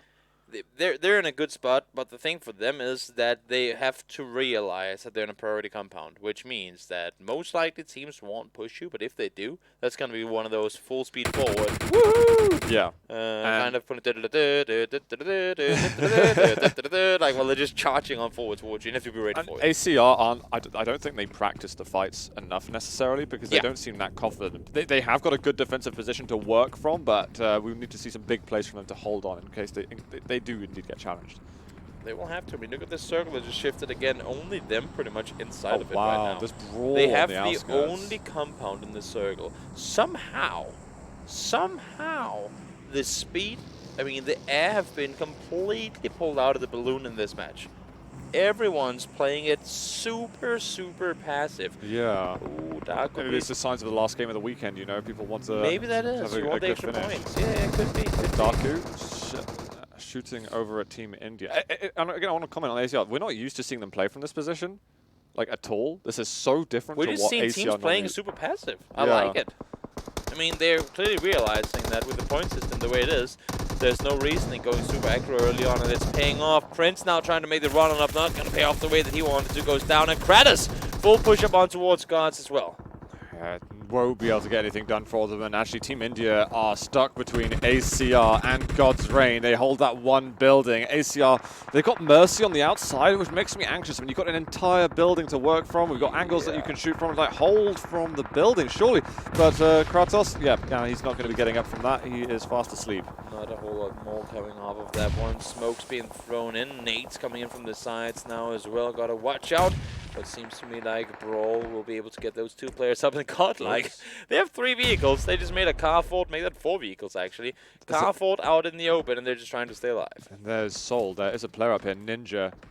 Can he do something big? I wonder if Soul have recognized that he's there. That looks like it should be the last ISO player. I really like this play. You've got to get away from that vehicle, though. It's going to explode real soon. That's going to be all you. Dead Soul? They know he's there. Is he going to get out? Hold the position. He's going to get in the car, and he's going to make a run for it. It's like, come on, I need to get away. But surely Soul are going to just gun him down. I think he could have made such a big play there to hold them off. The thing with the staircase is that once you get that first guy knocked, that can obscure the entire push for your team up the stairs. So had he been able to just hold it like that you said there, he even had a nade to throw that nade, just spray like a madman, because running away like that ain't going to give you nothing. Yeah. I feel like that had so much potential, but It's okay. We can Shoulda, move woulda, from that. coulda, yeah. We've got coming soon. Looking down on Seoul from above, they're definitely the higher point scorers. So at the moment, I definitely favour coming soon. In fact, but who knows? You've got that compound defense. You can hold anything. It depends maybe on the utility. If you've got those frag grenades coming through the window, that could also spark a lot of drama. But it looks like, has it moved away from the compounds? Well, look at this. I mean, on Vikendi, NIP, they sat in a circle. They sat in circles, pretty much 6 circles in a row. And now they've just been as gifted as you possibly could. Had they had to run just 50 or 20 meters away from where they are right now, they would have been doomed. But the circle just shifted north of the road. The rest of this is all up in the air. All those teams, It's just ACR and so on. I mean, they've got to reformulate another strategy as quick as possible. Open with capital letters. All these people have to make the run on up, and NIP Oh my God. just prone and wait it out. Oh, Team India, this is going to be really bad for them. There's one player, but there's surely going to be another going down really soon. I think Team India may have gone out. Yeah, they're done. ACR have got a couple of players down, but God's Reign are right on the sidelines, so God's Reign surely going to start picking up some kills soon. Seoul, they decided to go for it. They've got vehicles to work with. They're going to make a move. Hedge their bets and with as many vehicles as they can and see if they can get a more central position. I like the play. I like the play. Desperate times call for desperate measures. Crash those vehicles and see if you can get something. Mercy, he ain't going to have none of that against his opponents. He will go down, though, unfortunately, and that is going to be ACR down and out in 7th place. Well, ACR definitely trying to put up a fight. At least they had to move into combat just then. Look at this play from Seoul. Make the most of what you got, and it's in these situations we see the better teams excel. And, I mean, this right here, I don't think any, like, at least a solid, I want to say 24 teams in this lobby had not done anything like this. Do you think they should blow up the vehicles as well? Oh, obviously, not going to be using them ever again. But right now, all you want to focus on, just not staying close to them. Or like, listen for nades. Yeah. Most importantly, because you hear that click, click, click when they hit the ground. Listen for nades. Make sure to like get people away from you and keep those smokes running. Well, perfect use of utility from them, but we'll see how Look it plays out for they them. have. Yeah, covering every single side possible, exactly. and that should have given them some information too. If they can feed through those angles and fight, okay, maybe it's one of these sides clear, then okay, then at least we know where we can put our backs to facing. Rip has played this one smart as well. We did see India go down a little earlier. They got 4 kills with it, but 7th place was all they could amount to. Rip. Oh, actually, there are 4 guys alive. 4 guys up. Blow up that vehicle, guys. You ain't gonna use it anymore. Thank you. Now 1 guy's shooting at it. Might want to get away from it first, though. It is Seoul and Rip fighting one another. So there's 2 up for Seoul. Frost, is he alone for Brawl? No, he has his entire team. Ah, okay, he's good. Everyone's just chilling right now. They did blow up the vehicle. Smart play there. Brawl is going to run further up the hill. He has level 3 vest on, so he can tank some bullets. But as you can see, there's a red on the indicator down there underneath his name. So it clearly has taken bullets already. Yeah, he hears shots. It's like, I don't want to risk it. I'm going to get down on the floor. That makes sense too. He has a perfect vision. Like with the 3rd-person angle he gets from up there, you can see pretty much down the entire hill. Whereas so had he been in 1st person, that grass and foliage would have obscured his view. We've got another move, actually, so the vehicle's never got blown up. Seoul looking to go even more central. Shots coming in, though, from RIP. They got shifted away from again. Brawl got the better of this one. Oh, wait, is he going to be able to hold on to that? Again, they're shooting over to the right. Paratosh, though, Ronak manages to find some damage. It's going to be a fair exchange, however. And NIP are just crawling their way forward. RIP as well, now starting to make a move, realize that it's got to happen. The circle is about to start closing in. It's going to be a tough push, and they cannot let all these other teams beat them to it. What they do hope for, though, is, for example, for NIP and Brawl to start fighting, because that would allow for them to push down up and around the northern side. But I don't think that's going to happen. You see Rip, they're pushing far and fast on forward, and Carries busted out immediate. Well, Prince. Did he get taken down? He did. Carries in trouble. But Marvi, what can you do here? Just 1 guy alive, Legend on the Rip side, and you got Marvi alone on the side of NIP. Oof. There's Paratosh. And again, we still have that movement from Seoul. They're playing it so smart. They're playing it so smart. This is the kind of Seoul I've been wanting to see from day one. Yeah, and you've got Mortal. Mortal is a player that's down, so he could possibly be making some calls for the team as well. And like in the midst of all that chaos and that solo vision that you have, he can do a lot for them. Seoul is playing the type of PUBG right now that I'm used to seeing on PC. And it's not to take anything away from the PC player or from the mobile gamers. It's just it's two very different styles that are being brought into the game, both with it being TPP and also because you play different with a mouse and a keyboard than you would with a mobile phone. And Soul is playing it really smart. Oasis is actually going to get the elimination on the last RIP player, so we come down to 3 teams at the moment. Brawl, though, still a man advantage against other teams.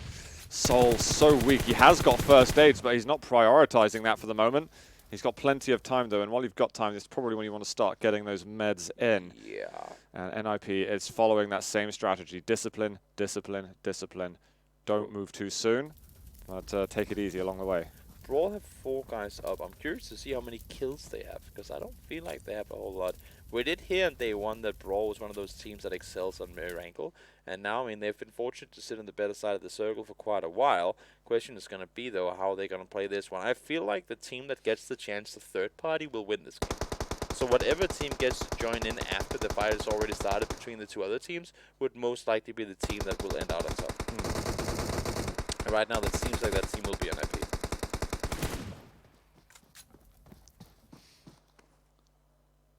And again, Ronak using those smokes to just obscure that vision a little bit, get that reposition going in.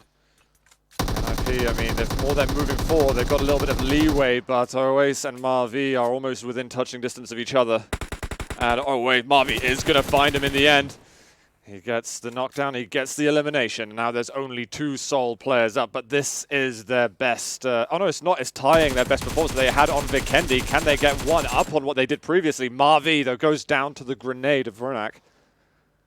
Trying to crawl his way on forward. Oh, one spotted out, and that's going to be from the hilltop above. They were not expecting them to be this close. I'm not even sure they know that's a 4-man team in Brawl up here. Yeah, I wonder if that information is going to strike them soon. Viper might catch Nova King shortly. 4v1, v2. Brawl should have this one in their firm hands. And there you go, 4v1, v1. They only have 3 kills. They've had this position for so long. They know it's a 4v1, v1, and they're still proning and playing it so scared. This is what I'm afraid to see. Is Ronak? Surely he can't go for it. Dead. Not at all. He's gone. And Ronak has just been eliminated as well, so it's going to be Soul in 3rd place, and it's going to end straight after that. Frost picks it up for Brawl, and Brawl will be your victors. Picking up a good share of kills at the end, based on what was a previously quiet performance during the map. Yeah, I mean, they end up just getting 6 kills, and in this game, it's all about... I mean, they seemed like they played with very little info. Now, they were kind of trapped up there for a long while. They could never push down because they had NIP holding down, and all the people in the compound on the other side of the road, well, they had clear vision up there. So there was limited what info they could get. But when you get into those final situations, like final moments of a game, you have to put the numbers together. Yeah. We are 4. We can see how many players that are alive. We just knocked 1 on one team. We knocked 1 on another. That means that there has to be at least 1 alive on each team, equals 4v1 v1. Yeah. It's basic math, and it should be mandatory math to be able to do for a competitive player. And in that situation, you cannot just hide it out in prone like that. You have to go. That's when you have to sort of activate the boosters and get active. Well, what I like about Brawl is just the story they've had through the weekend. I know people were not too impressed by their performance when we saw them on day 1, but the fact that they can look at the end of this weekend and say, hey, we got the victory that counts. And we also had pretty much all of us alive anyway. They did. So 36 points is what they're going to get, as you can see here. Team Soul, they get 2nd place on points, even though they got 3rd on the placements, because they got themselves 9 kills. I think Ronak and Oasis getting 4 each, 0 for Mortal, 0 for Viper. And Ninjas in Pajamas. I mean, they've been pretty damn solid. 2 victories this weekend, getting themselves a 2nd place in placement. Starting to wonder whether they're actually signed by an IP. I mean, these guys are good. These guys are really, really good. And you can see here, ACR. Look at that! Look at that ACR performance there from Kunal. That's awesome from him. 7 kills. Because ACR have been pretty quiet with the fragging. That's a nice way to go out on the weekend and get some. You got some good placement points they got from ACR and some good kill points. Happy days. Good place coming in from Soul. Yeah. We were skeptic about them. You praised them in the beginning, then they didn't show up. I praised them too much. But in this game here, at least to me, they showed what they're capable of. Like they gave me a little bit of faith back in everybody trusting in Soul, because they did good. So I feel like positionally they actually had the biggest disadvantage, but they did everything that they could to buy something. You know, they used their utility well. They moved well. You see the damage comparison here, but I just want to touch on this. Soul was the only team, when that circle double shifted north of the road there in the end, the only team that was south of the road that made it to the other side. Mm. Both the teams, NIP and Brawl, were just proning up there. They weren't doing anything, and they were hiding, and they got 2 circles, hard shifted up towards them. Very little effort needed, while everyone else was fighting. That's why you saw they didn't have a lot of damage, they didn't have a lot of kills, because they were in situations where if we start shooting and everyone knows where we are, we're going to die like that. Completely. So they were just hiding it out, but in the other side of things, Seoul fought their way there. Yeah. That's how they got 10 kills, right? So I think absolutely valiant performance from them. We can see all the damage numbers. We're getting some high damage as well from Brawl players and NIP players. A lot of distance travels, as you can see, for NIP, but yeah, I mean, it's been phenomenal. And a bit of a surprise, actually, considering what we saw from Brawl. It's not a team I would have expected to be getting this position come the end of the weekend. No, I mean, they came in extremely late in this game, at least, to the circle on the eastern side, and they were, as I said, benefited with 2 very, very, very edge shifts towards the edge they were sitting on. It's kind of a coin toss, but here they got it twice. Yeah, and it's been a bit up and down for Team India as well, who began military every single time. Do you play the odds like that a little bit? I mean, if you never stop going the same spot, is that... When you play military, you expect not to get the circle. Let me put it that way. I mean, there's no way you're playing military game with the expectation. Oh, with the expectation? That's not a word, by the way. With the expectation of getting the circles towards you. Yeah, that's how it is. That's fair. That's fair. Guys, want to thank Vivo as well, the official sponsor of the PUBG Mobile Club Open. Also, you can check out all of the information on clubopen.pubgmobile.com. I think the link is there in the below area. You can head over there. There's so much information for you guys to get on. Check out all of the other regions, the wildcards, EU, NA, everything that you want. And yeah, also, if you're watching on YouTube, if you enjoy the show, hit that follow button, the subscribe button, everything possible, as it's going to be more action. And we are almost at the end of our show. We are, Toby. We are. It's been fun. It's been a real pleasure. It's been a real treat for me. I've enjoyed every second of it. But there's more action for you guys next week, because these groups are not finished yet. Not at all. There's another 12 matches to be played next weekend, and we've got a whole bunch of highlights that we can see from our game just now. This was the strange fight here, actually, with White that went down when it looked like he could have 1v3. Yeah, that was an interesting thing to me. But I think to go off of that too, to just kind of sum up the entire weekend we've had, it's clear to me that there is a big, is it disparity? Is that the word? Like a big difference in the highs and lows of skills in the Indian PUBG scene. Because when you take, I mean, even in Europe or some of the other regions that on PC are considered some of the better regions, if you take 32 teams, it's hard to have 32 teams that are equally good. Yeah. Practically impossible. You can't do that with anything anywhere. Yeah. And here, despite me saying that the level is very spread, the average level is still extremely high. Yes. And that is super impressive. Because I still feel like there's a good 7 or 8 of the Indian teams here that are playing at a really sort of decent level, kind of leading the way in that respect. And we've seen a lot of the winners being involved in that list. And it's almost as if it's hard to even put Seoul in that, just based on the performance that we've seen this weekend. But it's like, even without them, I could put a whole bunch of teams up in this top list. And that's the thing. I mean, I'm excited to see what whoever makes it into the global finals off of this tournament from India will be able to put off against some of the best guys from the world. It's going to be, they're going to have a, what do you say? I think they're going to have a pretty good chance. Would you put any names into the mix there at all, or? There's still so many games to be played. I mean, there's both this, and then we have the next round and the round after that. There's so many games to be played, and we've seen some of the really, really good teams have complete blunders of performances where you're like, what the universe just happened? And then you have seen teams that you didn't expect anything from go out and pull off insane performances. So no, I'm not going to throw in any names of me. I'll throw out some names. Of course you will. I knew that was why you were asking. It's one of those I will ask you so that you can ask me. I like it. I get way too much joy from it. I mean, just some teams that we haven't seen the last couple of evenings. Teams like Hydra, Evil Big Fellas. Hydra did play extremely well. I thought they were absolutely fantastic. Yes. And I'm expecting some more from them to definitely be challenging closely in getting to those next stages, getting to those global finals. I mean, NIP have been great. RIP, I think, need to kind of step it up a little bit. I wouldn't really put them in that list just yet. I think God's Reign have been pretty decent. I'd put them kind of towards the bottom end of that. Seoul, I think, because of the hype around them, because of their background, you can't discount them at this stage. Because of this last game, I'm not going to discount them at all. Yeah. Yeah, absolutely. And then I'm looking at coming soon, Team India and Skull. I think those are also 3 important teams that we've got to put in this sort I of think that's pick. probably 3 of the best team alongside Hydra. Yeah. Throw in the mix there, for sure. Absolutely. Well, guys, that's it from Toby and myself, Zoot. We won't be seeing you again. There'll be some different commentators over next weekend where the action will start again on Friday. But you guys have been watching the PUBG Mobile Club Open. Have the enjoyable remainder of the weekend, and we'll see you soon.